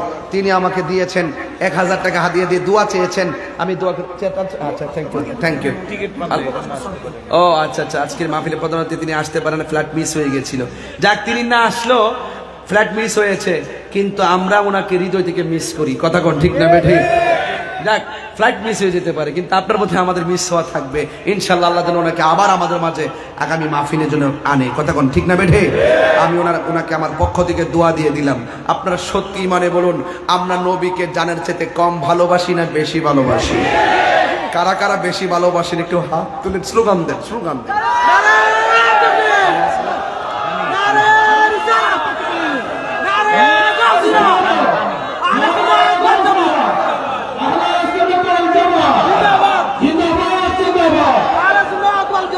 তাইলে আমার নবী কবরে সশরীরে বলেন না কেন, সশরীরে, এতে কোনো সন্দেহ, এতে কোনো সন্দেহ নাই। এই বিশ্বাস যদি রাখেন দেখবেন কবরে যাওয়ার পরে সরাসরি নবীকে পাবেন। কথা কর ঠিক কিনা? আরেকবার দিয়েছেন হাদিয়া, আর হাদিয়া দিয়েন না। হ্যাঁ, এটা মানুষে দেখলে আবার সমস্যা। কিছু লোক আছে না জলে, আছে কিনা কোন? হ্যাঁ, জলে কিনা? নবীর শান বললে জলে, নবীর শান বললে জলে। শুধু নামাজের কথা বলে, হ্যাঁ শুধু নামাজের কথা বলে, নামাজ পড়, কফলে দাগ ফেলে কাম হইতো না। আল্লাহ বলছে অবশ্যই শুভ সংবাদ তাদের জন্য আল্লাহ জিনা যারা আমানো ঈমান এনেছে। এরপরে বলছে ও আমিলু সালিহা, আগে মহব্বত তারপরে ইবাদত, আগে ঈমান তারপরে আমল। কথা কোন ঠিক কিনা কোন? আলালা ঈমান আল ঈমান লা মুহাব্বত আলা, যার অন্তরে নবীর মুহাব্বত নাই তার ঈমান নাই, যার ঈমান নাই তার আমলের কোনো দাম নাই। বাস, এর উপর আর কোনো কথা আছে? এর উপর আর কোনো কথা আছে? নাই। এই জন্য আমরা এখানে একটা আকীদার বিষয় জড়িত, তো এই জন্য এখানে ঢুকলাম। এই জায়গাতে অনেক প্রবলেম। তো কবরে লাশটা দেওয়ার পরে আল্লাহ বলবে ফেরেশতা, আপনারা তো জানেন যে কবরে দুইজন ফেরেশতা, আমি তো বলি তিনজন। একজন আইসা রুহুটা ভিতরে দিয়ে যাবে, দুইজন পরে আসবে প্রশ্ন করার জন্য। রুহু দেওয়ার সময় আল্লাহ বলবে রুহুটা দিয়ে যাও, রুহুটা ভিতরে দিবে আর প্রশ্ন শুরু হয়ে যাবে মার রব্বুকা ওয়া মা দীনুকা ওয়া মা কুনতা তাকুলু ফি হাক্কি হাযার রাজুল, এই নবী সম্পর্কে তোমরা কি বলতে, ওয়া মা কুনতা তাকুলু, তুমি কি বলতে। এর মানে কি জানেননি? নূর বলতেনি, হাজার নাজার বলতেনি, গায়েব জানে বলতেনি, নবী শাফাত করবো এগুলা জানতে মানতিনি। এই রে ওয়া মা কুনতা তাকুল মানে এইটা কি কইতি? নবীর বড় ভাইয়ের মতন যারা কয়ে গেছো, আর নবীরে যারা বলো যে মরা নবী বলো, নবীর চিন্তা নবীরে তালাক দিছ, নুরু নবীরে তালাক দিছ, নবী হাসর মাঠে সুপারিশ করবো দূরের কথা, নিজে জানলে ঠেলা ঠেলে কয়ে গেছো, কবর যাওয়ার পর বলবো আমি তো কিছু জানি না, আমি তো তাহলে চিনি না। মানে কি যে একটা অবস্থা, হ্যাঁ, লা আদ্রি, আমি জানি না, আমি কিচ্ছু জানি না। তখন একটা রাস্তা দেখাই দিব, ওই দিকে তাকা, ও কি সুন্দর জান্নাতের বাগান। যখন প্রশ্ন উত্তর দিতে পারবে না তখন দেখাইব, এই দিকে তাকা, তাকা দিবে, ও কি সুন্দর জান্নাতের বাগান। সে বলবে আহ কি সুন্দর জান্নাতের বাগান। একটু পরে দেখবে তুমি যদি উত্তর দিতে পারতা, এই বাগানটা তোমার জন্য বরাদ্দ ছিল, তুমি উত্তর দিতে পারো নাই, এদিকে ফিরো, তাকায় দেখবে জাহান্নামের আগুনের উত্তাপ কবরে ঢুকতেছে। চিৎকার মেরে কন্যা নাউজুবিল্লাহ। আর উত্তর দিতে পারলে তারা দেখাইবে, ওই দেখো কি, ও জাহান্নামের আগুন, এত আগুন। তুমি উত্তর দিতে না পারলে এই আগুনটা বরাদ্দ ছিল, উত্তর দিয়েছো, তাকায়া দেখো, ও কি স্নিগ্ধ বাতাস, জান্নাতের বাতাস। আল্লাহ বলবে ও ফেরেশতারা, একটা জান্নাতের গালিচা নিয়ে যা, তার পিঠের মধ্যে বিছিয়ে দে, এইভাবে শুয়ে যাবে, এইভাবে শুয়ে যাবে। শুয়া কতক্ষণ শুয়ে থাকবে? শুইলে কি আর ঘুম সাথে সাথে আসে? একটু দেরি হয় না বাবা? ডান কাতে হবে, ডান কাত হওয়ার পরে দেখবে নূরের একটা বাতি জ্বলতেছে। তখন জিজ্ঞেস করবে আল্লাহ, এই কবরের ভিতরে এই এত সুন্দর বাতি কোথায় থেকে আসলো? তখন আলোর জবান খুলে যাবে, আলো ডাক দিয়া বলবে, আমার চিনো না, আমি হইলাম তোমার দুনিয়ার নেক আমল। ইমানের গুণে জান্নাতের গালিচা, আমল হয়ে যায় প্রোটেকশন। আরে বডির ভিতরে স্বর্ণ যেমন অলংকার, আমলগুলো কবরের অলংকার হয়ে, ইমানদার অলংকার হয়ে কাজ করবে। কখন? ইমান থাকলে। এরপর আবার বাম দিকে গিয়ে দেখবে আরেকটা নূরের বাতি ঝলমল করে, জিজ্ঞেস করবে তুমি কেন? আমার চিনো না, আমি দুনিয়ার কোনো চাঁদের আলো না, আমি দুনিয়ার কোনো সূর্যের আলো না, আমি হইলাম তোমার দুনিয়ার কোরআন তেলাওয়াত। তাইলে এই আমল দরকার আছে না নাই? ইমানের দরকার আছে না নাই? এই কবরের মধ্যে আপনি পড়ে থাকবেন। এখন বলুন আপনারা, আমরা কি ইমানের জিন্দেগি চাই কি চাই না? তাহলে নামাজের দরকার আছে না নাই? একটু জোরে কর, নামাজের দরকার আছে না নাই? রোজার দরকার আছে না নাই? সুদ ঘুষ খাওয়ার দরকার আছে? এগুলো খাওয়া যাবে? সুদ খাওয়া কি হালাল না হারাম? এখন এখানে অনেক লোক আছে এগুলোর সাথে জড়িত। খাইলে কি করব? ইচ্ছে মতো খাইছে, এখনো লাগাই রাখছে। ইদানিং দেখা যায় পুরুষও খায়, বাড়িওয়ালিও খায়, মহিলারও লাগায় টাকা। 1100 টাকা, 10,000, 1000 টাকা, 1,10,000 টাকা। এই জন্য ঘরের মধ্যে শান্তি আর ওদের ঘরের মধ্যে শান্তি নাই। এই জন্য আজকে থেকে ওয়াদা করে ফেলান, হুজুর আজকে থেকে ওয়াদা করলাম আমরা হারাম খাবো, আর ওদের হারাম খাবো। এই জবানে আল্লাহর জিকির চলবে, এই জবানে নবীর শান চলবে, এই জবান দিয়ে আমরা হারাম ঢুকাবো না। এই কবরে পড়ে থাকবেন, কয়দিন পড়ে থাকবেন? বেঈমানদের জন্য অনেক কঠিন হবে, ইমানদারদের জন্য কোনো খবর থাকবে না। বাস এখানে আমি আপনাদের সামনে আয়াত শুরু করে দিলাম। আপনাকে আমাকে এই কবর থেকে উঠিয়ে একটা জায়গা আল্লাহ পাক একত্রিত করবেন। এই জায়গার নাম হলো হাসরের ময়দান। চিৎকার মেরে কোন সুবহানাল্লাহ। আল্লাহ পাক কোরআনে বলছেন ফাকাইফা ইযা জামা'নাহুম লিয়াউমিন লা রাইবা ফি। ওই দিনটা কেমন হবে যেই দিন আল্লাহ পাক তাদেরকে একত্রিত করবে, যেই দিন সম্পর্কে কোনো সন্দেহ নাই। ওয়া ওয়ুফিয়াত কুল্লু নাফসিন মা কাসাবাত।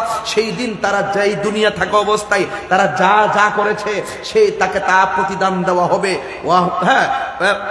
ওয়াহুম লা ইউজলামুন, এবং তার উপরে কোনো জুলুম করা হবে না। তাকে সে দুনিয়াতে যা করেছে তার হিসাব ময়দানে দেওয়া হবে। ফামাইয়ামাল মিসকালা যাররাতিন খাইরান ইয়ারা ওয়া মাইয়ামাল মিসকালা যাররাতিন শাররান ইয়ারা। ওই ময়দানে মানুষ কিন্তু কাপড়, এই বাবা, এই বাজান, ওই বাজান, বাবাজান আপনি কোথায় যাচ্ছেন? তাহিরি কি প্রতিদিন এসে বসে থাকবে?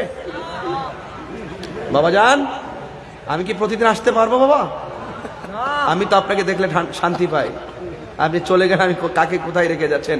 আর যদি একান্ত 1 নম্বর সমস্যা হয় যেতে পারেন, 2 নম্বর হলে আরেকটা আগে যেতে পারেন।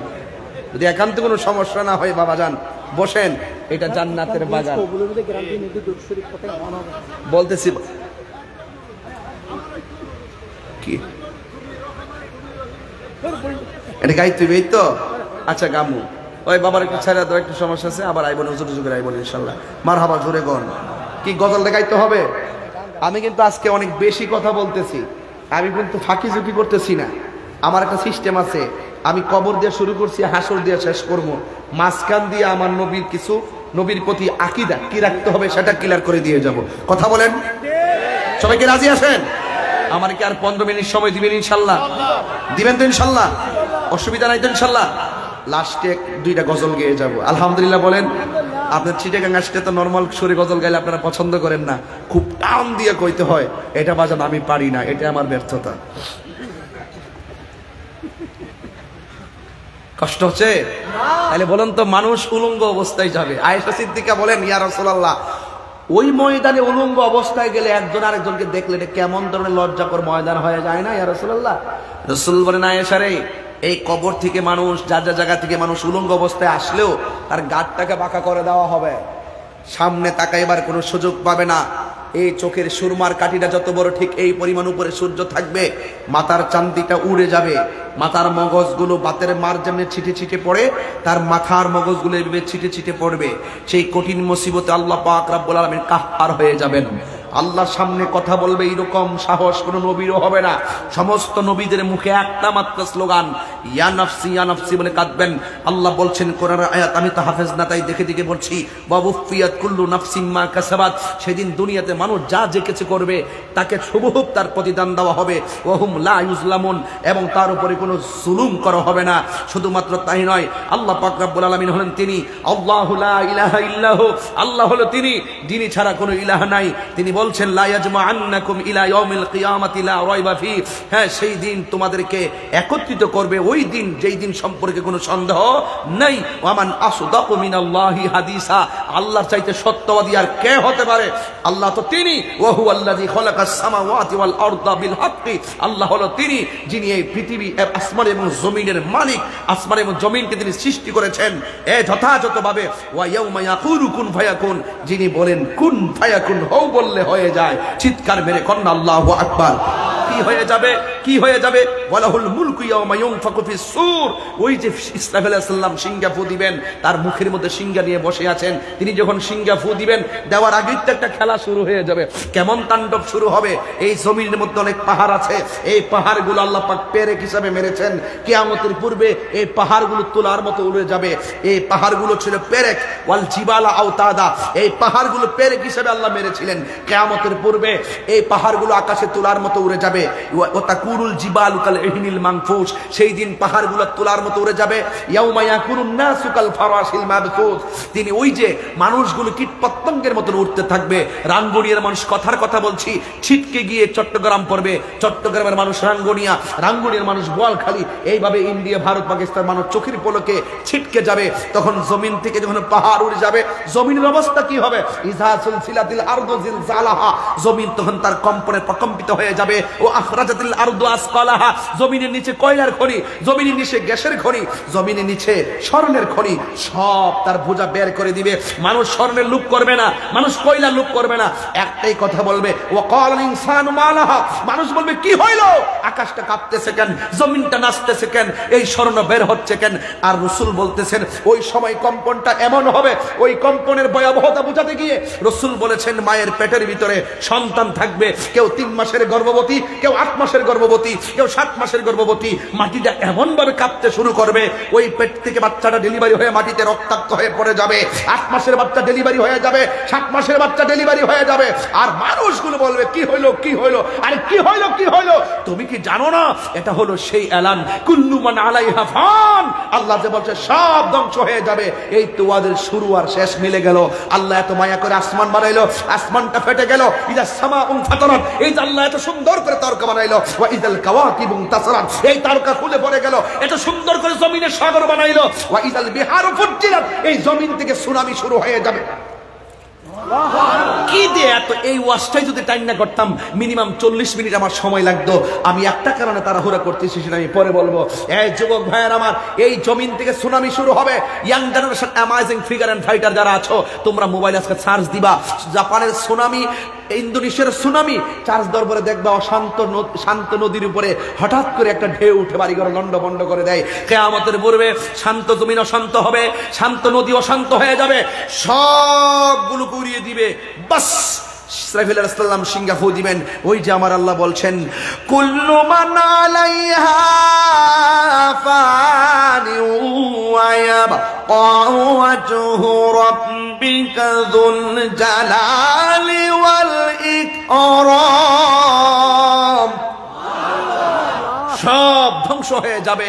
যিনি ছিলেন তিনি আছেন, তিনি থাকবেন। জবান খুলে বলুন তিনি কে? পৃথিবীর অবস্থাটা কি হবে?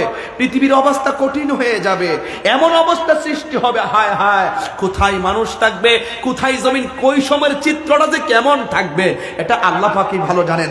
একটা ময়দান আমার জন্য আপনাকে বানানো হবে, ওই ময়দানটা শামসিরিয়াই হবে, নিচের মাটি হবে তামা, উপরে থাকবে সূর্য, মানুষ উলঙ্গ অবস্থায় থাকবে। আল্লাহ পাকের কোরআন কি বলছে দেখেন, সেই ময়দানে আল্লাহ বলছেন, ইয়াউমা তাবিয়াদ্দু ফুজুহু ওয়া তাসওয়াদ্দু ফুজুহ, সেই দিন কাহারো চেহারা নূরে আলোকিত হবে, আবার কাহারো চেহারা কালো হয়ে যাবে। যাদের চেহারা কালো হবে তাদের বদনসিব, আর যাদের চেহারা আলোকিত হবে তাদের খুশনসিব। আলোকিত যাদের চেহারা হবে, আল্লাহর হাবিব বলেন, সেই কঠিন মুসিবতের সময় সবাই নাফসি নাফসি বলে কাঁদবে। 7 শ্রেণীর মানুষকে আল্লাহ পাক টেনে টেনে ফেরেশতা দিয়ে আরশে আজিমের নিচে ছায়া দিয়ে দিবেন। এই তো সুন্দর ওয়াজ, বুঝে গেলেন? আল্লাহ পাক কোরআনের মধ্যে এভাবে বলে দিচ্ছেন। শুনেন ভাইয়েরা আমার, আল্লাহ পাক রব্বুল আলামিন একের পর এক একটা আয়াত আমাদেরকে এলান করে দিচ্ছেন। আল্লাহ বলছেন, ওয়াত্তাকু ইয়াওমান লা তাজসি নাফসুন আন নাফসিন শাইআ, ওই দিনটাকে তোমরা ভয় করো যেই দিন কেউ কাহারো কোনো উপকারে আসবে না। ওয়ালা ইউকবালু মিনহা শাফাআত, ওই দিন কাহারো কাছ থেকে কোনো সুপারিশ গ্রহণ করা হবে না। ওয়ালা ইউখাযু মিনহা আদলুন, সেই দিন কোনো মানুষ থেকে কোনো বিনিময় নেওয়া হবে না। ওয়ালা হুম ইউনসারুন, আর সেই দিন কোনো মানুষ কাহারো কাছ থেকে কোনো সাহায্য প্রাপ্ত হবে না। তার মানে হলো, তুমি কাঁদবে নাফসি নাফসি বলেন, আমি কাঁদবো নাফসি নাফসি বলে। আল্লাহর হাবিব বলেন, সেই দিন এই প্রখর রৌদ্রের ভিতরে তামার যে জমিনটা থাকবে, ওই জমিনের মধ্যে মানুষ নিজের গামে নিজেরা সাঁতার কাটবে। কেউ গিরা পানির মধ্যে সাঁতার কাটবে, কেউ হাঁটু পানির মধ্যে সাঁতার কাটবে, কেউ কোমর পানির মধ্যে সাঁতার কাটবে। যার জীবনে গুনাহ যেমন তার নিচে পানি তেমন, কেউ গলা পানিতে সাঁতার কাটবে। পোল্ট্রি মুরগি যেমন করে মেশিনে দিলে শরীর থেকে পাখাগুলো গরমে আলাদা হয়ে যায়, ঠিক এমন ভাবে ওই হাসরের ময়দানে গরম পানি লাগার পর তার হাড্ডি থেকে গোশতগুলো আলাদা হয়ে কঙ্কাল হয়ে যাবে। একদিন নয়, 2 দিন নয়, 50,000 বছর তারা এইভাবে ময়দানে দাঁড়ায় থাকবে। সবাই বলবে আল্লাহ, রামগনিয়ার বাবা, লালানগরের বাবা, জবানটা খুলে বলুন আল্লাহ। ও আল্লাহ, বিচার কাজটা শুরু করো। আদম নবীর কাছে বলবো, আদম গো একটু বলেন না আল্লাহকে বিচার কাজটা শুরু করতো, হইলে বেহেশতে দোক কিংবা দুজকে দোক, আর আযাব আমাদের সহ্য হয় না। কোন নবী বলার সাহস পাবে না যার কথার দ্বারা বিচারের কাজটা শুরু হবে। ওই তিনি হলেন আমার নবী, আপনার নবী, রহমাতাল লিল আলামিন। যুবক ভাইয়ের আমার নবী, আপনার নবী ওই কঠিন ময়দানে যখন বলবেন আল্লাহ, আমার উম্মত বিভীষিকাময় প্রান্তরে নিজেরা এত কষ্ট করে আল্লাহ বিচারটা শুরু করু, তখন আমার আল্লাহ রাব্বুল আলামিন বিচারের কাজটা শুরু করার ফাইলটা হাতে নিবেন। আল্লাহ হবেন হাকিম, আমার নবী হবে সেই দিন উকিল। সুবহানাল্লাহ বলবেন না? আরো জোরে কোন সুবহানাল্লাহ জোরে বলেন না। রহমতে আলম নূরে মুজাসসাম, রহমতে নূরে মুজাসসাম, সাহাবীরা আতর বানায় ওই নবীজির ঘাম মুবারক, সাহাবীরা আতর বানায়। চিনো জানো মানো কেমন আমার নবীজি, যাহার প্রেমে চন্দ্র সূর্য তারকারাজি। বলো চিনো জানো মানো কেমন আমার নবীজি, যাহার প্রেমে পাগল চন্দ্র তারকারাজি। তোমরা আরো শুনবানি সুন্দর কাহিনী, আরো শুনবানি সুন্দর কাহিনী।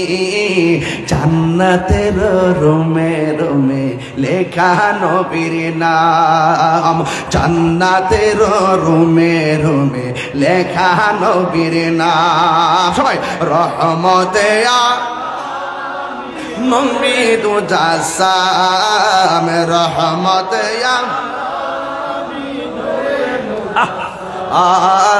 সাহাবীরা আতর বানায় ওই নবীজির ঘাম। উস্তুনে হামদানা একটা খেজুর গাছের নাম, যাকে ধরে খুতবা দিতেন রাসূল আকরাম। বলো না উস্তুনে হামদানা একটা খেজুর গাছের নাম, যাকে ধরে খুতবা দিতেন রাসূল আকরাম। গাছটা নবীর বিরহে কাঁদিতে রহে, নবীর বিরহে রে হত বাখইল যত সাহাবা কেরাম, হত বাখইল যত সাহাবা কেরাম। পড়ুন রহমতে আলম নবী নূরে মুজাসসাম, রহমতে সাম, সাহাবীরা আতর বানায় ওই নবীজির ঘাম। বলো না সাহাবীরা আতর বানায় ওই নবীজির ঘাম। জোরে জোরে কি আল্লাহু আকবার বলা যাবে না? হায়রে যুবক, ও লালানগরের বাবা, নবী বলছেন বিচার শুরু হয়ে গেল। সব বান্দাগুলো উম্মত নফসি নফসি বলে কাঁদবে। আদম নবী বলবে নফসি নফসি, ইব্রাহিম নবী বলবে নফসি নফসি, ইউনূস নবী বলবে নফসি নফসি। সব নবীগণ নফসি নফসি। একমাত্র আমার নবী, আপনার নবীর বেলায় ভিন্ন। ঈসা নবীর কাছে যায় বলবো, নবী গো আপনি আমাদেরকে সুপারিশ করেন না। তিনি বলবেন আমি পারবো না, যদি আমি না পারি একটা রাস্তা দেখা দিতাম পারি। ওই যে একটা রাস্তা দেখা যায়, ওই রাস্তা দিয়ে তোমরা সামনে যাও, সামনে যায় দেখবে একটা সিংহাসন রয়েছে, যেই সিংহাসনের নামটা আমরা আজানের দোয়ায় পড়ে থাকি, আল্লাহুম্মা রাব্বা হাযিহি দাওয়াতি তাম্মা ওয়াস সালাতিল কাইমা আতি মুহাম্মাদিল ওয়াসিলাতা ওয়াল ফাদিলা ওয়াদ দারাজাতার রাফিয়া ওয়া বা'আসহু মাকামান মাহমুদা। ওই যে একটা সিংহাসন দেখা যাবে, ওই সিংহাসনের নাম হলো মাকামে মাহমুদ। যেই মাকামে মাহমুদটা আমার নবীকে আল্লাহ দান করেছেন। সুন্নাতামান কদ আরসালনা ক্বাবলাকা মির রাসূলিনা ওয়ালা তাজিদু লিসুন্নাতিনা তাহবিলা। আকিমিস সালাতা লিদুলুকি শামসি ইলা গাসাকিল লাইলি ওয়া কুরআনাল ফাজর ইন্না কুরআনাল ফাজরি কানা মাশহুদা ওয়া মিনাল লাইলি ফাতাহাজ্জাদ বিহি নাফিলাতাল লাকা আসা আসা আইয়াবাসাকা রাব্বুকা মাকামান মাহমুদা। আর জোরে কোন আল্লাহু আকবার। ঈসা পয়গম্বর বলেন ওই যে সিংহাসন, ওই জায়গার ভিতরে তোমরা চলে যাও। এবার সবাই সেই সিংহাসনের গোড়ায় যাবে, যে এই ময়দানে সব মাথা উঁচু করে বলে নাফসি নাফসি, সব নবীরা বলে মাথা উঁচু করে নাফসি নাফসি। আর আমার নবী আপনার নবী ওই সিংহাসনের গোড়ার ভিতরে সিজদা দিয়া পইরা পইরা উম্মতি উম্মতি বলে কাঁদতেছিল। উম্মত যাইয়া বলে ইয়া রাসূলুল্লাহ, ও গো দয়াল নবী দয়া করো না, তুমি ছাড়া এই জগতে দয়ার কেহ নাই। সব নবীদের কাছে গেলাম, কাজ হইল না, তুমি তোমার উম্মতের দূর কইরো না, দূর করো না গো নবী, দূর করো না, তুমি তোমার উম্মতের দূর কইরো না। এই কথা বলার পরে নবী মাথা মোবারক তুলে না কেন? একটাই কারণ, আল্লাহ সেই ময়দানে কাহার। নবীর কথা হলো আল্লাহ যতক্ষণ পর্যন্ত আমার ডাক দিবে না ততক্ষণ পর্যন্ত আমি মাথা মোবারক তুলব না। যেই উম্মতের জন্য নবী দুনিয়াতে আসার আগেও কাঁদেছেন, যেই উম্মতের জন্য নবী মা রেহেম দিকে দুনিয়াতে আইসা উম্মতের জন্য কেঁদেছেন, যেই উম্মতের জন্য পাথরের আঘাত খাইয়া রক্ত মুবারক জড়াইয়া উম্মতের জন্য কেঁদেছেন, মেরাজে যাওয়ার সময় উম্মতের জন্য কেঁদেছেন। আল্লাহু আকবার কথা কেন? যেই নবী এখনো রওজা মুবারকে উম্মতি উম্মতি বলে কান্দে, ওই নবী হাসরের ময়দানে কান্দে। যেই উম্মত আমার নবীর কাছে যায় বলবেন, নবী গো আপনার উম্মত আপনার কাছে আসছে, মেহেরবানি করে একটু সুপারিশ করেন না। নবী আমার মাথা মুবারক তোলেন না। আল্লাহ যখন দেখলেন নবী মাথা মুবারক তোলে না, আল্লাহ কাহার থেকে রহমান হয়ে গেছে। আল্লাহ ডাক দিয়া কয়, ইয়া মুহাম্মদ, বুখারী শরীফ 2য় খণ্ড কিতাবুল আম্বিয়া লেখা আছে, দেখেন এই ঘটনাটা। ইয়া মুহাম্মদ আরফা রাসাকা ওয়াসাল তুতা ওয়াশফা তুশাফা। ইয়া রাসূলুল্লাহ, আপনার মাথা মুবারকটা তুলুন। আর জোরে কোন সুবহানাল্লাহ, আরো বড় করে কোন আল্লাহু আকবার। ইয়া রাসূলুল্লাহ, নবী গো আপনার মাথা মোবারকটা তুলুন, আপনি আমার কাছে চান আমি আপনাকে দিব, আপনি যার জন্য সুপারিশ করবেন আমি আপনার জন্য আপনার সুপারিশ কবুল করব। এই জন্যই তো হযরতে আনাস রাদিয়াল্লাহু তাআলা আনহু আমার নবীকে প্রশ্ন করছিলেন, ইয়া রাসূলুল্লাহ হাসরের ময়দানে তো কঠিন, আপনি আমার জন্য সুপারিশ করবেন নি? আমার নবী বললেন, হ্যাঁ আমি সুপারিশ করব। এবার আনাস রাদিয়াল্লাহু তাআলা আনহু আমার নবীরে বললেন, ইয়া রাসূলুল্লাহ, নবী গো আপনাকে সেই কঠিন মুসিবতে কোথায় পাবো? আমার নবী বলে, তুমি আমাকে ওই রাস্তাটাই পাবে যেই রাস্তাটা প্রতিষ্ঠিত হবে জাহান্নামের উপরে, যেই জায়গার নাম হলো ফুলসিরাত, তুমি আমাকে ফুলসিরাতের গোড়ায় পাবে।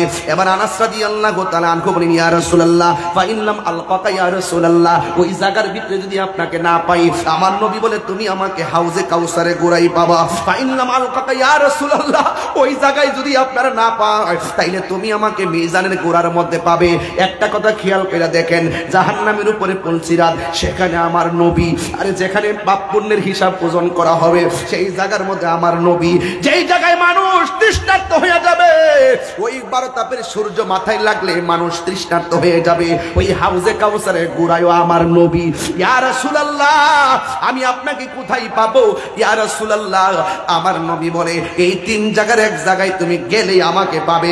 এর মানে হলো 3 জায়গায় আমার নজর, নবীর নজর বন্দি। কথা বলেন ঠিক কিনা? আর বলেন আল্লাহু আকবার বলেন না কেন? তাই আপনারা জবান খুলে করে আমার নবীর সুপারিশ করার ক্ষমতা আছে না নাই? নবীজিকে সেই ক্ষমতা দিয়েছেন কে? আমরা গুনাহ কত করেছি আল্লাহ জানে কি জানে না? এই মিজানের পাল্লা টানাইলো কেন? আমরা প্রকাশ্যে গুনাহ করি কিংবা গোপনে গুনাহ করি, আল্লাহ জানে কি জানে না? কিরামান কাতিবিন লাগাইছে কেন? উত্তর দাও মৌলবী, শুধুই তো কেন কেন প্রশ্ন করো। ভালি বলো কি আমাদেরকে, নবী যদি গায়েব জানতো উহুদের জমিনে গেলে দন্ত মোবারক ভাঙবো, তাহলে গেল কেন? আমার কথার উত্তর দেয় মৌলবী। এই টিকটক মৌলবী উত্তর দেয়, এদিকে আয়, কাছে আয়, উত্তর দে। পাপ পুণ্য করি কি করি আল্লাহ জানে কি জানে না? জানার পরে কিরামান কাতিবিনা ইয়ালামুনা মা তাফআলুন, এই দুই কান্তের মধ্যে ফেরেশতা লাগাইছে কি লেখা? কয় হিসাব দে, হিসাব দে আমারে। আমরা নেকি করছি কত, বদি করছি কত, আল্লাহ জানে কি জানে না? জানানোর পরও আল্লাহ পাক মিজান টানাইছে কেন? হিসাব দে। এটা প্রেমের খেলা, এটাই রবের খেলা। যেভাবে আমরা নামাজ না ফেরা ঘুমাইতে ইচ্ছা করলে ঘুমের ঘরের ভিতরে আল্লাহ আমাদেরকে বুবা বানায় ফেলা রাখতে পারতো, বানায় ফেলাইছে কেন? ওয়াহুয়াল গাফুরুল ওয়াদুদ, he is the forgiving and loving. তিনি প্রেমময়, তিনি ক্ষমাশীল। There is no God but Allah, তিনি ছাড়া মাবুদ নাই। He is the first, last, open and secret. তিনি ছিলেন, তিনি আছেন, তিনি থাকবেন। তিনি বান্দাদেরকে বড় মায়া করে বানাইছেন। আপনি বুঝেন না, শুধু একটু ভাব নিয়ে ভরে থাকেন না দুনিয়াটা। আল্লাহ সুখে রাখলো, তুমি আমাদের রব। দুঃখে রাখলো, সুস্থ রাখলো, কষ্টে রাখলো, যেভাবেই রাখো তুমি আমাদের রব। বান্দা হাসরের মাঠে দুজকে যাওয়ার সময় ফিরে ফিরে চাইব, ফেরেশতারা জিগাইব, এই তুমি দুজকে ফিরে চাও কেন? দুনিয়া থাকা অবস্থায় পাপ করছি, এই জন্য আজকে শাস্তি পাবো, কিন্তু দুনিয়া অবস্থায় একটা জানতাম আমার আল্লাহ রহমানুর রাহিম, এই জন্য একটু তাকাইছি। আল্লাহকে দেখ, এর চাইতে বড় মায়া করে আমি তার বানাইছি, ফিরাই দে, বেহেশতে ঢুকাইয়া দে। শুধু একটু প্রেম নিয়ে বসে থাকেন না, একটু প্রেম নিয়ে বসে থাকেন, প্রেম। তাহলে দেখবেন অটোমেটিকলি আপনি মজা পাবেন, আমল দিয়ে পার হয়ে যাবেন। গ্যারান্টি কার্ডও নাই, ওয়ারেন্টি কার্ডও নাই, শুধু আছে আমাদের প্রেম। জীবনটা দিয়া নবীরে ভালোবাসি। কবরে নবী গো আপনি ছাড়া উপায় নাই, হাসরে ময়দানে নবী গো আপনার সুপারিশ ছাড়া আমরা কোনো বাঁচার পথ নাই। আমরা যা কর্ম করছি দুজক ছাড়া কিচ্ছু দেখি না, তবে আপনার দিকে যখন তাকাই মনে হয় যেন আপনি আমাদেরকে একটু মায়া করবেন। আপনাকে জানার চাইতে ভালোবাসি, আপনি মনের কথা জানেন। জোরে কোন সুবহানাল্লাহ। শুধু এই দরদটা নিয়ে বসে থাকেন। আজকে দেখেন কথাইতে কথা বাড়ে।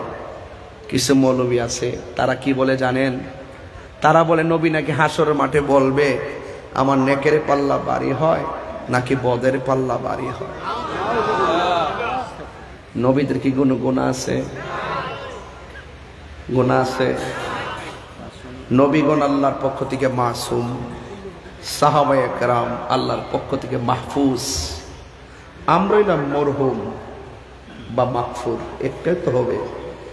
এখন জমানার মধ্যে দেখেন কিছু মৌলবী মাসুমও বুঝে না, মাহফুজও বুঝে না। যেটি মাহফুজ বুঝে না এটি সাহাবাদের ভুল ধরে। কথা কোন ঠিক না? ঠিক। যেটি মাসুম বুঝে না এরা নবীরে গুনাহগার বানাইতে চায়। আল্লাহ নাকি নবীর পূর্বের পরে সব গুনাহ মাফ করে দিছে। নবীদের কি গুনাহ আছে? গুনাহ আছে। এরা কি মাসুম? এরা কি মাসুম? আকীদা ঠিক রাখেন। তো যেই মৌলবী বলে নবী যে হাসর মাঠে সুপারিশ করব, দূরের কথা, নিজের জান নিয়ে ঠেলাঠেলি, এই মৌলবীর কি ইমান আছে না গেছে? এইগুলো হইল টিকটক মৌলবী। এরা ঘরের কোনাত বসে একটা ভিডিও ছাইরা দিবে আর $1 খাবে। আর এইগুলো আমরা দেখে মাঠে ময়দানে প্রতিবাদ করুম, আর এই উসিলায় এরা ভাইরাল হবে। এটাই হইল এদের সার্থকতা। এখন বলতেছে একটা কথা চাপ দিয়া দোলনা আবার এটা ঘুরে যায়।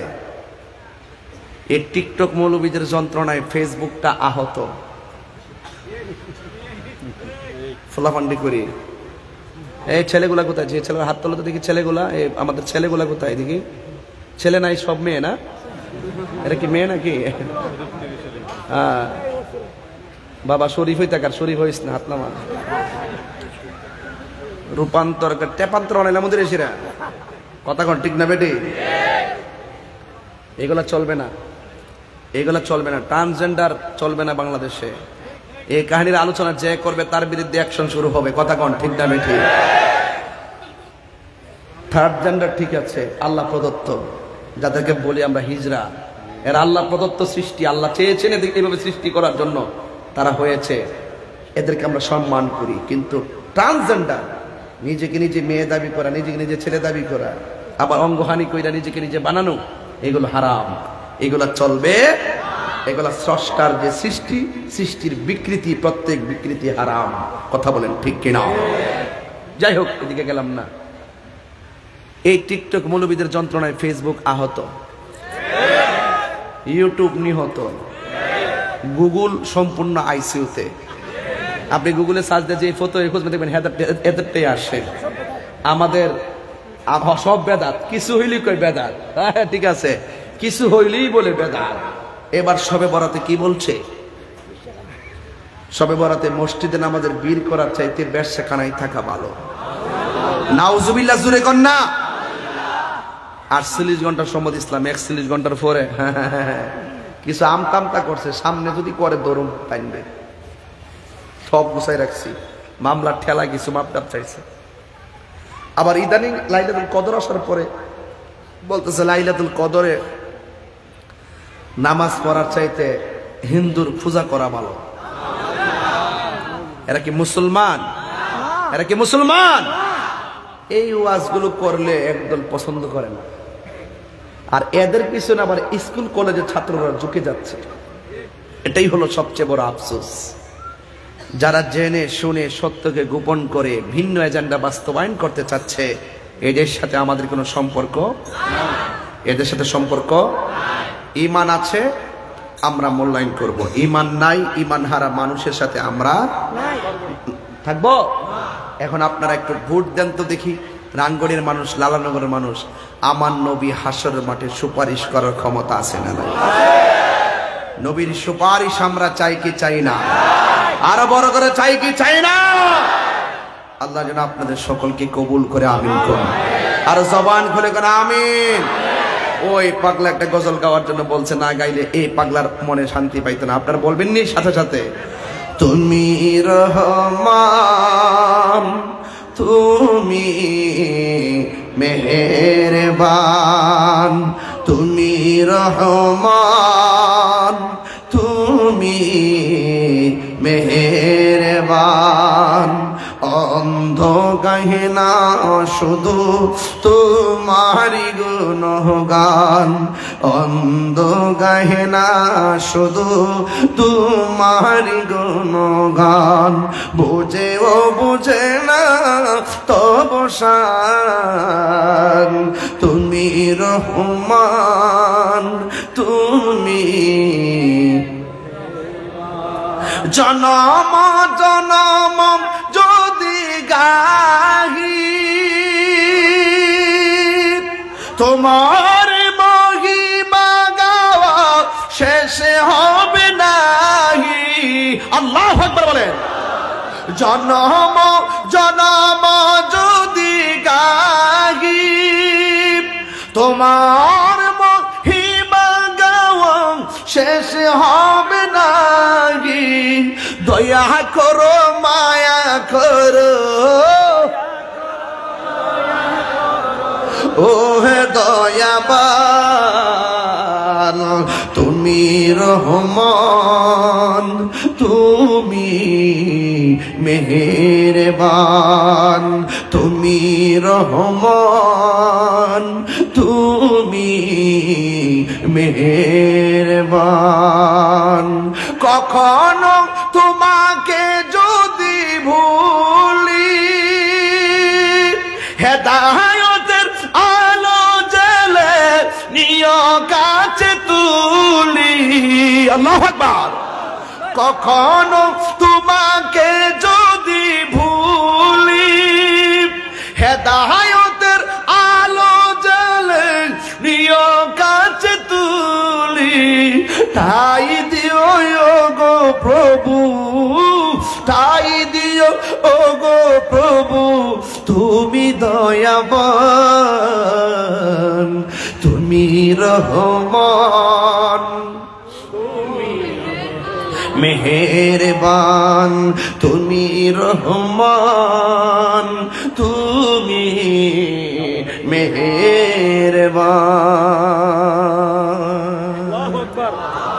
সবাই খুশি তো ইনশাল্লাহ? আমি বিদায় বেলার দুইটা কথা বলবো, এই দুইটা কথা আপনারা রাখতে হবে। এক নম্বর কথা বলবো, আপনারা কোনোদিন মা বাবার মনে কষ্ট দিতে পারবেন না। মনে থাকবো? এই মনে থাকবো? আপনাদের এই যুব সমাজকে আমি বলছি, কোনোদিন মা বাবাকে কষ্ট দিবেন না। রসুল বলেন হাসরের মাঠে মা বাবার অবৈধ সন্তানের গায়ের মধ্যে জাহান্নামের শিকল পরিয়ে দেওয়া হবে। আমরা ওই শাস্তি সহ্য করতে পারবো? দুনিয়াতে থাকতেই আমরা মাকে সন্তুষ্ট করে একজনকে রাজি করব, তিনি কে? রিদার রব্বি ফিরিদাল ওয়ালিদাইন, পিতামাতার সন্তুষ্টিটি আল্লাহর সন্তুষ্টি। আর দুই নম্বর হলো দাবিটা হলো, কোনোদিন আপনারা নেশা করতে পারবেন না। নেশা করবেন? আমরা নেশা করব না। আর মা বাবার মানে আজকে যদি মা বাপ কবরে থাকে, আগামীকাল মা বাবার কবর জিয়ারত করবেন। এই যে মুরব্বী বাপটা বসে রয়েছে পাল্লার মধ্যে ধাক্কা দিয়া, এই মুরব্বী বাবাগুলো সন্তান করতে করতে গায়ের রক্ত পানি করে ফেলাইছে। এই মুরব্বীটার কলিজা টুকরা টুকরা হয়ে যায় যখন বুড়া কালে, যখন সন্তান থেকে বাবাটা অবমূল্যায়ন হয়ে যায়। কিছু বলছে নাকি? সন্তান থেকে বাবা যখন অবমূল্যায়ন হয়, তখন বাপটা দুঃখ বলার আর কোনো জায়গা থাকে না। এই জন্য আমরা মা বাবাকে কষ্ট দিব না। আর আহলে বায়েতকে অন্তর থেকে ভালোবাসবেন, আহলে বায়েতকে ভালোবাসবেন। আমরা আহলে বায়েতকে মাথার তাজ মনে করি। কথা বলেন ঠিক না বেঠিক? আহলে বায়েত এখানে, সাহাবায়ে কেরাম এখানে। যদি কোনো সুবহানাল্লাহ, আল্লাহ যেন কবুল করবেন, আমিন। এখানে ঠিক আছে, আমি বলতেছি বাবা, আমরা আহলুস সুন্নাত ওয়াল জামাত, ঠিক না বেঠিক? এই ছেলে ও ক্যামেরাম্যান, আচ্ছা, আহলুস সুন্নাত ওয়াল জামাত, আহলুস সুন্নাত ওয়াল জামাত। রাগ করছ? আমরা আহলুস সুন্নাত ওয়াল, কি কষ্ট পাইছো তুমি? হ্যাঁ, আমি ভুলেছি। ভাইরা আমার, মিডিয়া থেকে ধমক দেওয়া যায় না। ওরা অনেক সুন্নতের প্রচার করে, আমরা তাকে টাকা দিয়ে আনি না। ওরা নিজের পকেটে টাকা দিয়ে আসে। ওরা অনেক সুন্নতের খেদমত করে। ওরা আছে বলেই আজকে আমরা বাংলাদেশে ওয়াজ করি, বিদেশে। কথা কোন ঠিক কিনা? ওরা যদি না থাকতো আমরা কি বিদেশ পর্যন্ত বুঝতে পারতাম? কালকে আমার ওয়াজের যে র্যাঙ্ক গুলা দেখি, আমেরিকা, দুবাই, সৌদি আরব, বাংলাদেশ, শ্রীলঙ্কা, কোন কোন রাষ্ট্রে কত পার্সেন্ট আমাদের ওয়াজগুলো শুনে, সেই তালিকাগুলো আমরা দেখি মাঝে মাঝে ইউটিউব থেকে একটু যাচাই বাছাই করে, ঠিক কিনা? যারা একটু ইনকাম করে এরা দেখে। আমি ভাগ পাই না বাবা, তোরা তো সব খাইতেছিস, ঠিক আছে? আমার ওয়াজ থেকে কিছু কেটে কেটে ছাইড়া দিয়া ইউটিউব ভিউয়ার্স বাড়াচ্ছ। মাল খাও তোমরা, বাস খাই আমি। সবাই কিন্তু আমি বুঝি গোলাপান, কিন্তু কিছু বলি না। তোমরা তো খেদমত করতেছ। হ্যাঁ, কষ্ট পাইছেন আপনারা? একটু ফান করলাম তাদের সাথে। এইটা আবার কাইটটা নে লাগাই দিব ভাইয়ের আমার। তাহলে এখন একটু হাসেলাম আর কি। কারণ পুরা 2.5 ঘন্টা সময় একবার বুবার মতন আওয়াজ হচ্ছে, কোনো আওয়াজ নাই, ডরে বয়ে এমনি ফোলাফান কেউ উঠে না, বয়ে না। তো যাই হোক, আজকের কথা, আজকে কিন্তু আমি মোটামুটি অনেক লম্বা আলোচনা করতেছি, তাই না? তবে আরেকটু সামনে যাই। আমরা আহলুস সুন্নাত ওয়াল জামাত, ঠিক না ঠিক? আলাইকুম বিসুন্নতি ওয়া সুন্নাতিল খুলাফায়ে রাশিদিন আল মাহদিয়িন। আমরা সাহাবায়ে কেরাম, খুলাফায়ে রাশিদিনের পথ, আমার নবীজির পথ মত আমাদের জন্য হেদায়েতের পথ। কথা বলেন ঠিক কিনা? আমরা সকল সাহাবায়ে কেরামকে মানি কি মানি না? আমরা আহলে বায়েত পাকি পাঞ্জাতনকে মানি কি মানি না? আমরা হইলাম আহলুস সুন্নাত ওয়াল জামাত। আমরা সুন্নি। আমরা কি সুন্নি? আমরা সাহাবায়ে কেরামদেরকে মানি, আহলে বায়েতকেও মানি। আমাদের সমাজের মধ্যে সুন্নিদের মধ্যে দুইটা ভাগ হইছে এখন ইদানিং। এই ছেলেরা, নিজেদের মধ্যে কিছু ভাগ দেখতেছি, এই ভাগগুলো কাম্য নয়। কেউ কেউ আছে সাহাবায়ে কেরামকে ভালোবাসতে দরদ দেখাইয়া আহলে বায়েতের বিরুদ্ধে কথা বলে, মৌলা আলী রাদিয়াল্লাহু তাআলা আনহুর বিরুদ্ধে কথা বলে। যারা সাহাবায়ে কেরামকে ভালোবাসার নাম দিয়ে আহলে বায়েতের বিরুদ্ধে করবে, এরা খারিজি। এরা কি? আমরা কি খারিজি? না। আচ্ছা। আর অনেকে আছে আবার আহলে বায়েতের দোহাই দেয়, মাওলা আলীর জিকির করে, আবার এই দিক দিয়ে সাহাবায়ে কেরামের সমালোচনা করে। আমরা কি আহলে বায়েতের বিরোধিতা করি? না। যারা আহলে বায়েতকে ভালোবাসার নামে সাহাবায়ে কেরামের বিরোধিতা করে, এরা হইল শিয়া। আর যারা সাহাবায়ে কেরামকে ভালোবাসার নামে আহলে বায়েতের বিরোধিতা করে, তারা হইল খারিজি। আমরা সাহাবায়ে কেরামকে ভালোবাসি, আহলে বায়েতকে ভালোবাসি, আমরা হইলাম আহলুস সুন্নাত ওয়াল জামাত। বলে ঠিক না বেটি? এই জন্য বলছিলাম যারা মাসুম বুঝে না, যারা মাহফুজ বুঝে না, যারা মরহুম বুঝে না, এরাই সাহাবায়ে কেরামের বিরোধিতা করে। সাহাবায়ে কেরামের জিন্দেগিতে ভুল হয়ে গেল, তোমার ভুল ধরার ক্ষমতা নাই। সাহাবায়ে কেরাম, প্রত্যেকটা সাহাবায়ে কেরাম মুস্তাহিদ ছিলেন। এরা ভুল করলেও একটা সওয়াব পাবে, সঠিক করলে দুইটা সওয়াব পাবে। যে কোনো সাহাবী যদি কোনো ভুল করে, এই ভুল আমরা ধরার কোনো ক্ষমতা নাই। কেন? রাদিয়াল্লাহু আনহুম ওয়া রাদু আনহু, তাদের উপর আল্লাহ রাজি, আল্লাহ তাদের উপরে রাজি। সুতরাং তাদের ব্যাপারে কোরআনে আয়াত আছে, আমার নবী পাকের অনেক অসংখ্য হাদিস মোবারক আছে। রাসূল বলছেন লা তাসুব্বু আসহাবি, তোমরা আমার সাহাবায়ে কেরামকে গালি দিও না। আর ওই দিকটা মৌলানির ব্যাপারে বলছে মান সাব্বা আলিয়ান ফাকাত সাব্বানি, যে আমার আলীকে গালি দিল সে আমাকে গালি দিল।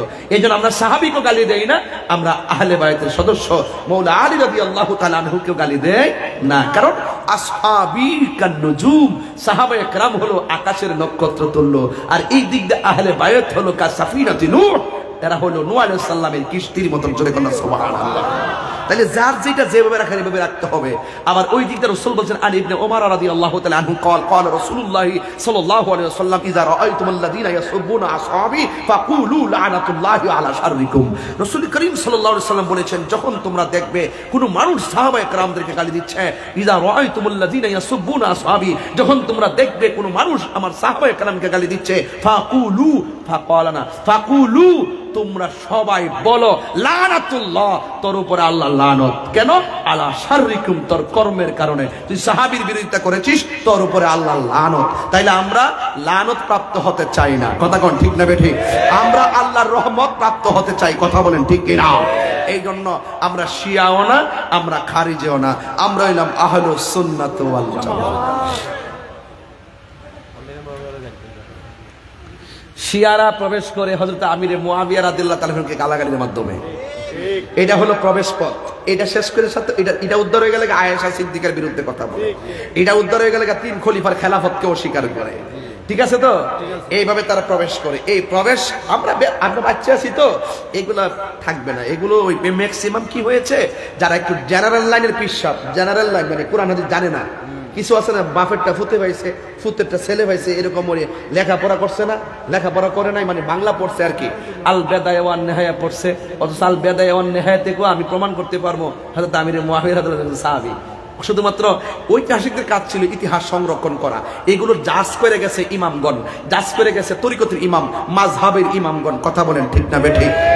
এই জন্য মাযহাবের ইমাম যেই দিকে আমরা সেই দিকে, তরিকতের ইমাম যেই দিকে আমরা সেই দিকে। এবং সিয়াসিত্তার 6টা গ্রন্থ, বুখারী শরীফ, মুসলিম শরীফ, ইবনে তিরমিজি শরীফ, আবু দাউদ শরীফ, নাসাই শরীফ, ইবনে মাজাহ শরীফ, এই সিয়াসিত্তার মধ্যে 163টা হাদিস হযরত আমির মুআবিয়া রাদিয়াল্লাহু তাআলা থেকে বর্ণনা করা হয়েছে।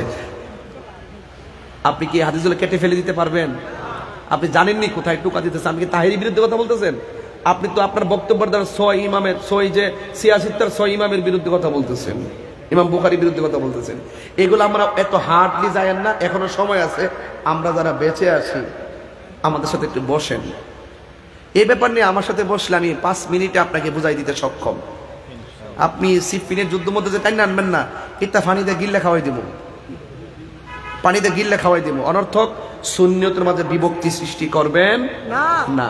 এজিদকে আমরা লানত প্রাপ্ত জানি, এজিদকে আমরা নষ্ট জানি, এজিদকে আমরা মদ্যপায়ী জানি, এজিদকে আমরা জিনাখুর জানি। কথা বলেন ঠিক না বেঠিক? এজিদের সাথে আমাদের কোনো সম্পর্ক নাই। কিন্তু এজিদের দোষ ওনার আব্বাকে হযরত আমির মুআবিয়া রাদিয়াল্লাহু আনহুকে দেওয়া যাবে না, যেমন ভাবে কেনানের দোষ নূহ আলাইহিস সালামকে দেওয়া যাবে না। কথা বলেন ঠিক না বেঠিক? এজন্য আপনার মাপকাঠি আছে। এটা আমার কথা না, তো আমার কথা না, এগুলো হলো রাসূল পাকের ভবিষ্যৎবাণীর কথা, যেগুলো বলে গেছেন। এগুলোকে ফেলে দিতে পারবেন? আপনি একজন আমির মুআবিয়া রাদিয়াল্লাহু আনহুর বিরুদ্ধে কথা বললে অসংখ্য হাদিস আমার নবীজি হযরত আমির মুআবিয়া রাদিয়াল্লাহু আনহুর পক্ষে বলে গেছেন। নবীজিকে মিথ্যা প্রতিপন্ন করা হবে, নাউযুবিল্লাহ। আপনি জানেন, এই জন্য সবাই বলছে যদি জানো বলো, যদি এই ব্যাপারে কিছু না জানো চুপ থাকো, কাফেলেসান চুপ থাকো। বিরোধিতা করলে কিন্তু অনেক জায়গায় প্রশ্নবিদ্ধ হবে। এই জন্য সবকিছু জাজ যারা করছেন তারা মেরে দিয়ে গেছেন। আপনি আমি পণ্ডিতি করার সুযোগ এখানে, এই মাথা লইয়া, এই ব্রেন লইয়া পণ্ডিতি করার জ্ঞান আমরা এখন হইছে না। এগুলো আরো জানতে হবে বাবা, আরো জানতে হবে, ঠিক কিনা? আমার এখন অনুরোধ করছে হুজুর একটা গজল গান। তখন 500 টাকা দিয়েছে মাস্টার আজিম পাশের গ্রামের, আপনাদের দাওয়াত দিতে এসেছে। মাস্টার আজিম আমার দাওয়াত করতে এসে, দাওয়াত পাইবো 27 সালে, হয়ে দিন। আর আরেকটা কথা কইতে হয় কিবরিয়া সাহেব, অনেকে বলে আমরা নাকি মৌলালির বিরুদ্ধে, আমরা নাকি আহলে বাইতের বিরুদ্ধে, এগুলা মিসগাইড করে। নাউজুবিল্লাহ মিন জালিক। আমি 22 বছর ধরে ওয়াজ করি, আমি ছাত্র জীবন থেকে ওয়াজে নামছি। আমি 17 বছর পর্যন্ত চিফ গেস্ট, যত জায়গায় ওয়াজ করি ফার্স্ট নম্বরের নাম থাকলে আমি সবার পরে ওয়াজ করছি, শতকরা 99% মাহফিলে, এই 17 বছর পর্যন্ত। কি মনে করেন মানুষটা ছোট দেখেন দিকে, আমি ছাত্র জীবন থেকে নেমে গেছি গা। এরপরে কাদরি দেখেছি, কাদরি থেকে কামেল হাদিস কামেল ফিকা শেষ করছি 2007 সালে। 12 বছর গণ সেকেন্ড ক্লাস শব্দ আমার ডিকশনারিতে নাই, ক্লাস 2 থেকে এক ছিলাম। ফালাইন না কেউ না, কিন্তু তো অনর্থক অপবাদ দিবেন না। আমরা আমার জীবনে প্রথম ওয়াজ শুরু করছি ফাঁক পাঞ্জাতন দিয়া, আর আমরা পাঞ্জাতনের বিরুদ্ধে, নাউজুবিল্লাহ মিন জালিক। এগুলো কথা, এগুলো বানোয়াট কথা বলবেন না। এবার আসেন আরেকটু সামনে যাই। কি হ্যাঁ শুনেন, ওই আমারে গজল গাইতে বলছে মুজে কুফাওয়ালু, অন কানার যারা যারা আমাদেরকে বলেন পাঞ্জাতনের বিরুদ্ধে, এদেরকে শোনাই দেন কি কইতাছি। এইগুলো তার মুখ দায়ও না। মুঝে কো এই মাইকওয়ালা কই বাবা জান, আমি একটু গজল বলবো তো, তুমি সাউন্ডটা একটু মশলা দিয়ে দাও। ঘুমাই দিছ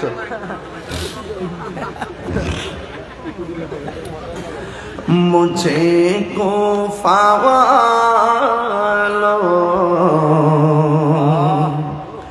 मुसाफिर न समझो, मैं आया नहीं हूँ, बुलाया गया हो। सबाई मुझे को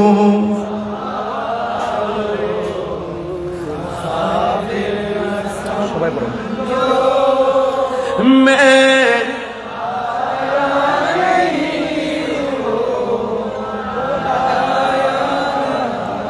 के मेहमान बना कर सताया गया हूँ, के मेहमान बना कर सताया गया हूँ, मैं रोया नहीं हूँ, रुलाया गया हो। এটার বাংলাটা হইল, ও হে কোফাবাসী আমায় মুসাফির ভেবো না, ও হে কোফাবাসী আমায় মুসাফির ভেবো না, আমি এমনিতে আসিনি, দাওয়াতে এসেছি, মেহমান বানিয়ে কি যে কষ্ট দিল,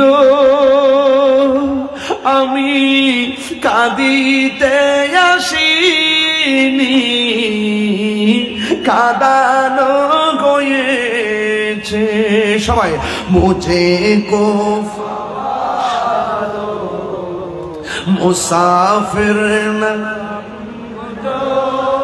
मैं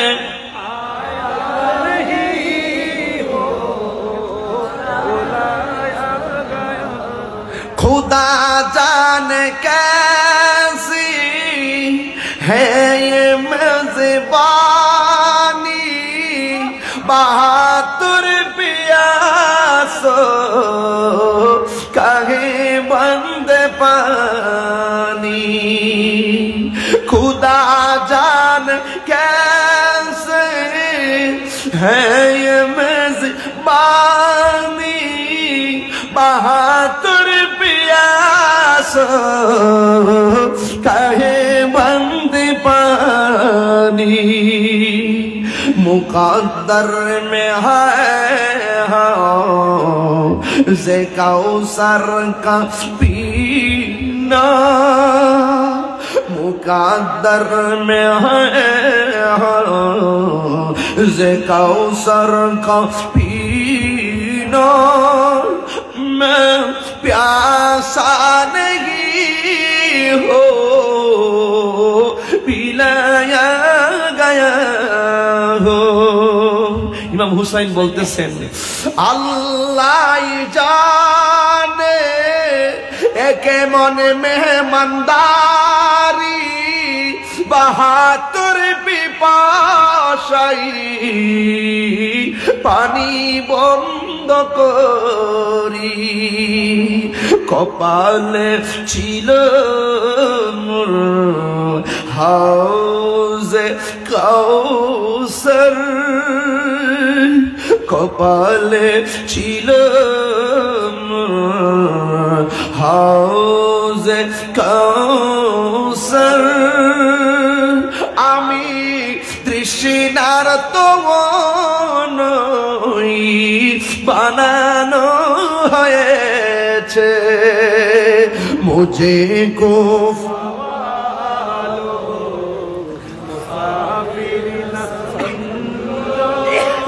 मुझे को फवालो मुसाफिर न समझो मैं आया नहीं हो बुलाया गया हो আমি মরেছি এমন নই জিন্দা হয়ে আমি তৃষ্ণার তো নই বানানো হয়েছে আমি কাঁদিতে আসিনি কাঁদানো হয়েছে আমি এমনিতে আসিনি দাওয়াতে এসেছি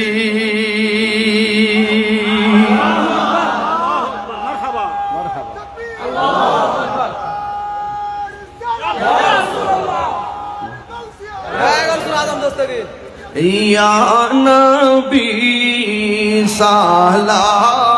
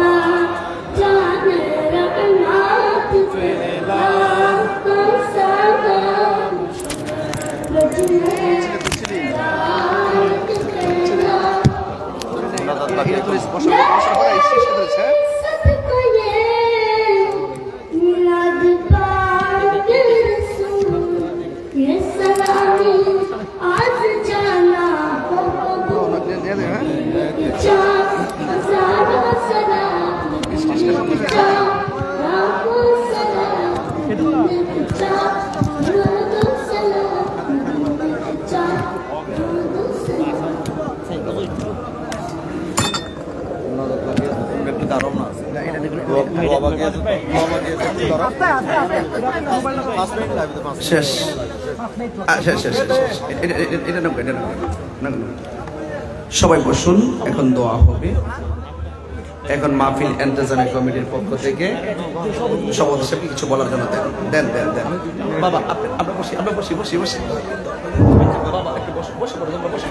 সম্মানিত উপস্থিতি, আপনারা একটু বসে পড়ুন। আমাদের মাহফিল শেষ পর্যায়ে। সম্মানিত উপস্থিতি, এ পর্যায়ে সমাপনী বক্তব্য রাখার জন্য সবাই অনুরোধ জানাচ্ছি আমাদের আজকের মাহফিলের সম্মানিত সভাপতি, রাঙ্গামাটি পাঁচটা শাহী জামে মসজিদের সম্মানিত কমিটি, বিশিষ্ট আলমদ্দিন হযরতুল্লাহ সাল্লামা হাফেজ সুলতান মাহমুদ কাদের মাদানী ওয়াল সাহেব, হযরতুল্লাহ সাল্লামা হাফেজ সুলতান মাহমুদ কাদের মাদানী ওয়াল সাহেব। নারায়ে তাকবীর, নারায়ে রিসালাত, নারায়ে গাউসিয়া, আহলে সুন্নাত ওয়াল জামাত। আমিন মুসলিমা মাশাআল্লাহ। আল্লামা গাজী শের বাংলা রহমতুল্লাহ আলাইহি স্মৃতি সংসদ কর্তৃক আয়োজিত এবছরের মতো 10ম বছর উদযাপন করা হয়েছে পবিত্র ঈদ মিলাদুন নবী সাল্লাল্লাহু আলাইহি ওয়াসাল্লাম ফাতিহা দাহন উপলক্ষে আয়োজিত আজকের বিশাল মাহফিলের সম্মানিত মেহমান আলা, দীর্ঘদিন যার সাথে আমরা ছিলাম, দীর্ঘ 1 বছর পূর্বে যার দাওয়াত আমরা দিয়েছিলাম, ওনার ডায়েরিতে খালি ছিল বলে দিয়ে আমাদেরকে 1 বছর পর্যন্ত অপেক্ষমান থাকতে হয়েছে। হযরতুল আল্লামা পীর গিয়াসউদ্দিন তাহেরি মদদুল্লাহ আলাইহি উপস্থিত রয়েছেন। আজকের প্রধান আলোচক এই এলাকায় উনি আনন্দে এসেছেন। আমাদের সকলেরও সুপরিচিত হাফেজ কারি মুফতি মাওলানা মোহাম্মদ গোলাম কিবরিয়া মদদুল্লাহ আলাইহি সহ উপস্থিত উলামায়ে কিরাম, আজকের মাহফিলে যারা এসেছেন, এই মাহফিলকে রওনাক করেছেন, সকলের প্রতি আমার সালাম রইল। আসসালামু আলাইকুম ওয়া রাহমাতুল্লাহি তাআলা ওয়া বারাকাতুহু। ওয়ালাইকুম আজকের এই মাহফিল যারা শ্রবণ করেছেন, যারা শুনেছেন, যারা অন্তর চক্ষু দিয়ে শ্রবণ করেছেন, আমাদের প্রথম বক্তা ধরে প্রথম যিনি শুরু করেছেন সে থেকে আজকের শেষ বক্তা পর্যন্ত একেবারে আল্লামা পীর গিয়াসউদ্দিন তাহেরি মদদুল্লাহ আলাইহি পর্যন্ত কোরআন সুন্নাহ ভিত্তিক আলোচনা করেছেন। আমি তাদের কৃতজ্ঞতা প্রকাশ করছি। আল্লাহ তাদের হায়াতের মধ্যে, আলেমের মধ্যে, আমলের মধ্যে, জিকিরের মধ্যে অসংখ্য বরকত দান করুন। সকলে বলুন আমিন। যে লোকদের পরিশ্রমের কারণে, যে ছেলেদের আন্তরিক পরিশ্রমের কারণে দীর্ঘদিন পর্যন্ত তারা পরিশ্রম করেছেন যে আজকের মাহফিলকে সফল করার জন্য, আর্থিকভাবে, মানসিকভাবে, শারীরিকভাবে তাদেরকে সহযোগিতা যারা করেছেন তাদের কৃতজ্ঞতা প্রকাশ করছেন। অনেক কষ্ট করছে তাদের আল্লাহ নানান বদল তাদেরকে দান করুন। সকল বলুন আমিন আমিন। যারা এতরাত পর্যন্ত নবীর প্রেমে, অলির প্রেমে, কোরআন সুন্নাহর প্রেমে এতক্ষণ পর্যন্ত আরামের গুণকে হারাম করে এই ময়দানের মধ্যে অবস্থান করেছেন, আল্লাহ তাদেরকে জাযায়ে খায়ের দান করুন। সকল বলুন আমিন। আমরা একটি সকল পক্ষ থেকে আমরা একটি মেসেজ পেয়েছি, সেটি হলো আমল কবুল হবে না যদি আপনার ঈমান না থাকে। আপনি যতই আমল করুন, আপনার আমলের কোনো মূল্য নেই যদি আপনার আকীদা শুদ্ধ না হয়। আকীদায়ে আহলে সুন্নাত ওয়াল জামাতের উপর যতক্ষণ পর্যন্ত আপনি অটল থাকবেন না, ততক্ষণ পর্যন্ত আপনার নামাজ, আপনার রোজা, আপনার হজ, আপনার যাকাত, আপনার দান খয়রাত, আপনার সমস্ত ভালো কাজ বিটা। সুতরাং আমরা এই কথাই বুঝতে পারি শেষ পর্যন্ত যে আমরা আমল করব, তার পূর্ব সেটা হলো আমরা ঈমানকে মজবুত করব। ঠিকঠাক যারা আছে তাদের পরিচয় করে দিয়েছে, তাদেরকে দেখবেন হুজুর যেভাবে পরিচয় করেছেন সেভাবে আপনারা দেখলে বুঝতে পারবেন। আমি গুগলের মধ্যে একটি বিষয় দেখেছি, আমার এক দুরাত্মীয় বলে যে ভাইজান আমার এগুলো ভালো লাগে না। কোনগুলো ভালো লাগে না আপনার? বলে যে এই যে রাসূল সাল্লাল্লাহু আলাইহি ওয়াসাল্লাম ইশারা করে চন্দ্রকে দুই টুকরা করেছেন। এগুলো বুধবার কিসে কাহিনী আমার ভালো লাগে না। নাউজুবিল্লাহ আমি বললাম নাউজুবিল্লাহ বলেন না, আপনারা নাউজুবিল্লাহ বলেন না। নাউজুবিল্লাহ। তখন আমি ওনাকে বললাম আপনি নতুন করে ইমান আনবেন, না হয় আপনি বেঈমান হয়ে গিয়েছেন। এর কারণ হলো কোরআন পাক ইরশাদ করেছেন সূরাতুল কমরের প্রথম দিকে বলে দিয়েছেন এই সত্য কমর যেটা সেটা আল্লাহ ঘোষণা করেছেন, বলুন না সুবহানাল্লাহ।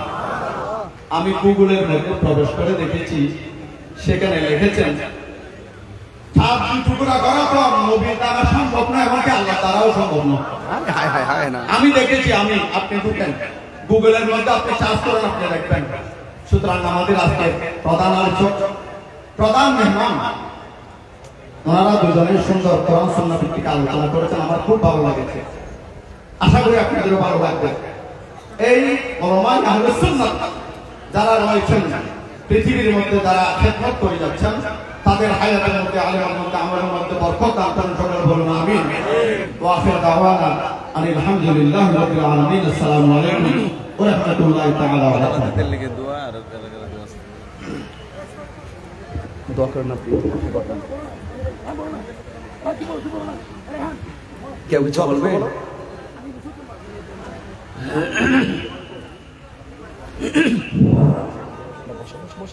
সম্মানিত উপস্থিতি, একটি দাওয়াত আগামী 4 মে উত্তরাঙ্গনা সুন্নি সম্মেলন উত্তরাঙ্গনা উচ্চ বিদ্যালয় মাঠে অনুষ্ঠিত হবে। আপনাদের সবাইকে দাওয়াত করেছে, আপনারা সর্বাত্মক সহযোগিতা করবেন। পাশাপাশি আমাদের আজকের সুন্নি সম্মেলনের প্রধান আকর্ষণ আল্লামা পীর মুফতি গিয়াসউদ্দিন আত-তাহির হুজুরের নিকট আমাদের সংগঠনের পক্ষ থেকে একটি আবেদন। সকলে আপনার বয়ান শুনে অত্যন্ত মুগ্ধ এবং খুশি হয়েছে। সংগঠনের সকলেই চাচ্ছে আগামী বছর যেন আপনিও আবারও আমাদের এই প্যান্ডেলে এসে আমাদের আয়োজনকে সাফল্যমণ্ডিত করেন। আপনাদের আমাদের দাওয়াতটা গ্রহণ করার জন্য সংগঠনের সকলের পক্ষ থেকে, এলাকাবাসীর পক্ষ থেকে বিনীত অনুরোধ রইল। বিশেষ করে এই অনুরোধটা জানিয়েছেন আমাদের আজকের মাহফিলের যে প্রধান অতিথি, তিনি উপস্থিত হতে পারে নাই, তিনিও অনুরোধ জানিয়েছেন যাতে আগামী বছর যাতে আপনারা এই দাওয়াতটা গ্রহণ করেন। জি আলহামদুলিল্লাহ। আমি মাহফিল কর্তৃপক্ষকে আমার অন্তঃস্থল থেকে মোবারকবাদ জানাই, এবং যিনি মান্যবর সভাপতি যিনি বক্তব্য রেখেছেন তিনিও খুব ইমানি তেজদীপ্ত কণ্ঠে একটা বিষয় নিয়ে আপনাদের সামনে আলোচনা করেছেন। ওনাকে আমার পক্ষ থেকে মোবারকবাদ জানাই। এবং কমিটিরা আমাকে, বিশেষ করে ইখতিয়ার ভাই অনুরোধ করেছেন এবং কমিটিরা আমাকে জানিয়েছেন আগামী বছর মাহফিলটা রাখার জন্য। আমাদের কিবরিয়া সাহেব আছেন, ওনার মাধ্যমে আমি ডায়েরি দেখে যদি কিঞ্চিত সুযোগ হয় ইনশাল্লাহ আমি দেওয়ার চেষ্টা করব। আসলে আমি একটা ডায়েরি মেনটেন করে চলি, এবং আল্লাহ যেন আমাকে খেদমত করার সুযোগ দিয়ে সকলে বলেন আমিন আল্লাহুম্মা আমিন। রব্বানা যালামনা আনফুসানা ওয়া ইন লাম তাগফির লানা ওয়া তারহামনা লানাকুনান্না মিনাল খাসিরিন।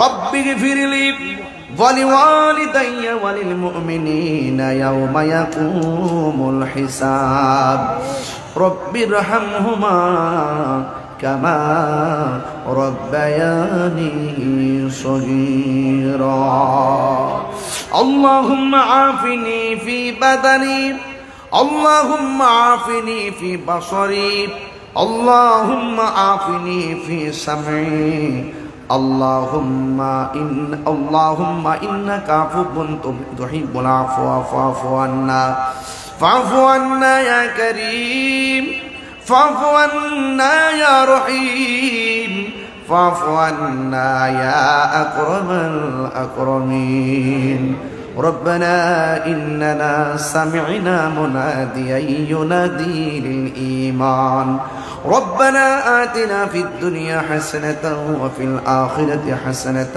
وقنا عذاب النار اللهم احفظ المسجد الأقصى اللهم احفظ المسلمين الفلسطين আল্লাহ ফিলিস্তিনি মুসলমানদেরকে তুমি গায়েবী মদদ দান করে দাও ইসরায়েলের গুন্ডা বাহিনীকে তুমি মাটির নিচে পুঁতে দাও আল্লাহ তোমার মসজিদ আকসাকে তুমি রক্ষা করো মুসলমানদের জান মালকে তুমি হেফাজত করো আল্লাহ আজি মুশা আল্লামা শের আল্লামা গাজী শেরে বাংলা রহমাতুল্লাহ আলাইহি স্মৃতি সংসদের উদ্যোগে আজকের এই হুসনাবাদ লালানগর উচ্চ বিদ্যালয় ময়দানে রাঙ্গুনিয়ার দিক দিগন্ত থেকে হাজার হাজার মানুষের মধ্য থেকে কিছু কিছু যুবক পোলাপান এই মাহফিলটা সাজিয়েছে, মুরব্বীরা সহযোগিতা করেছে।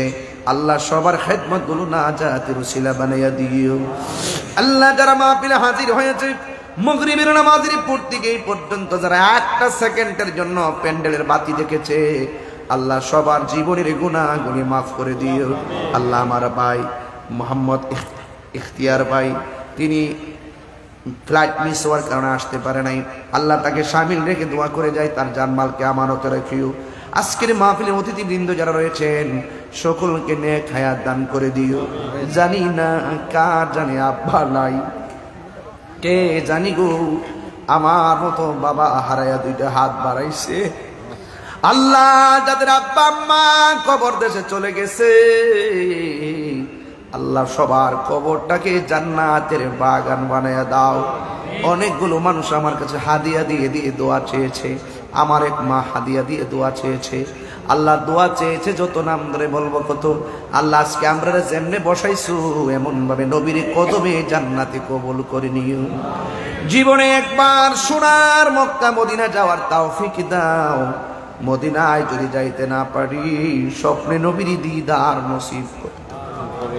আল্লাহ প্রবাসী ভাইয়েরা অক্লান্ত পরিশ্রম করে জানে মানে টাকা দিয়ে সহযোগিতা করেছে, এরা যদিও বিদেশে মনটা মাহফিলে পড়ে আছে। আল্লাহ প্রবাসীর ভাইদের জানমালকে তুমি আমানতে রাখিও। মাঝে মাঝে মা বাবার সন্তান পরিবারের কোলে তাদেরকে ফিরাইয়া দিও। রাস্তাঘাটের অ্যাক্সিডেন্ট থেকে তুমি বাঁচায় রাখো। যারা লেখাপড়া করে তরক্কি নসিব করে দাও। যারা অভাবে আছে অভাব দূর করে দাও। যারা পেরেশানিতে আছে পেরেশানি দূর করে দাও। অনেকের বুকে ব্যথা, পিঠে ব্যথা, গ্যাস্ট্রিক আলসার, প্রেশার, ডায়াবেটিস, হার্টের সমস্যা, দুনিয়া ডাক্তার কবিরাজ বুঝি না, দয়াল নবীর খাতিরে রোগ বিমার তুমি ভালো করে দাও। আল্লাহ জীবনে একবার নবীর দিদার নসিব করে দিও। আল্লাহ মেহেরবানি করে আমাদের মুর্দা কলবটারে জিন্দা বানায়া দিও, সিনাটারে মদিনাওয়ালার আয়না বানায়া দিও। আয় রাব্বুল আলামিন, পর্দার আড়ালে অনেক মা বোনরা আমি গুনাহগারের সঙ্গে দুইটা হাত বাড়াইছে। আমার মা বোনদেরকে আবেদা সালেহা মুমিনা তয়্যিবা কানাতা জাহিদা সাবিরা সাদিকা বানায়া দাও। রাবিয়া বসরি জিন্দেগানি নসিব করে দাও। আল্লাহ মেহেরবানি করে দাম্পত্য জীবনকে সুখের নিকেতন বানায়া দেন। স্বামী স্ত্রীর মধ্যে মহব্বত পয়দা করে দেন। যার ছেলে দরকার ছেলে দেন, মেয়ে দরকার মেয়ে দেন।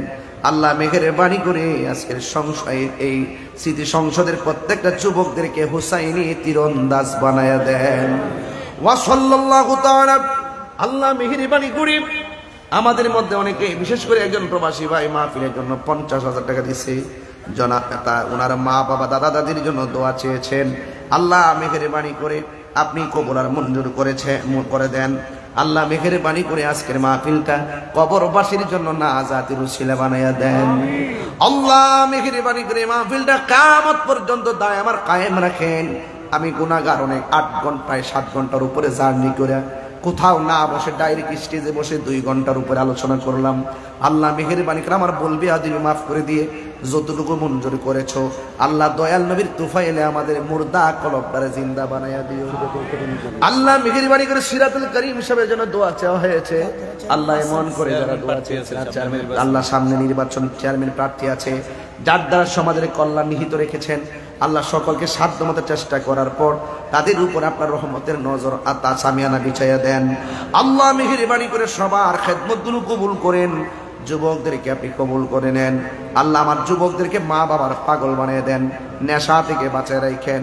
আল্লাহ অনেক মিডিয়ারা কষ্ট করে এসেছে, এদের খেদমতকে আপনি কবুল করে নেন। আর মরণের কালে জবানে মধুর কালিমা জারি করে দিয়েন, লা ইলাহা ইল্লাল্লাহু মুহাম্মাদুর রাসূলুল্লাহ সাল্লাল্লাহু আলাইহি ওয়াসাল্লাম। আসসালামু আলাইকুম ওয়া রাহমাতুল্লাহ।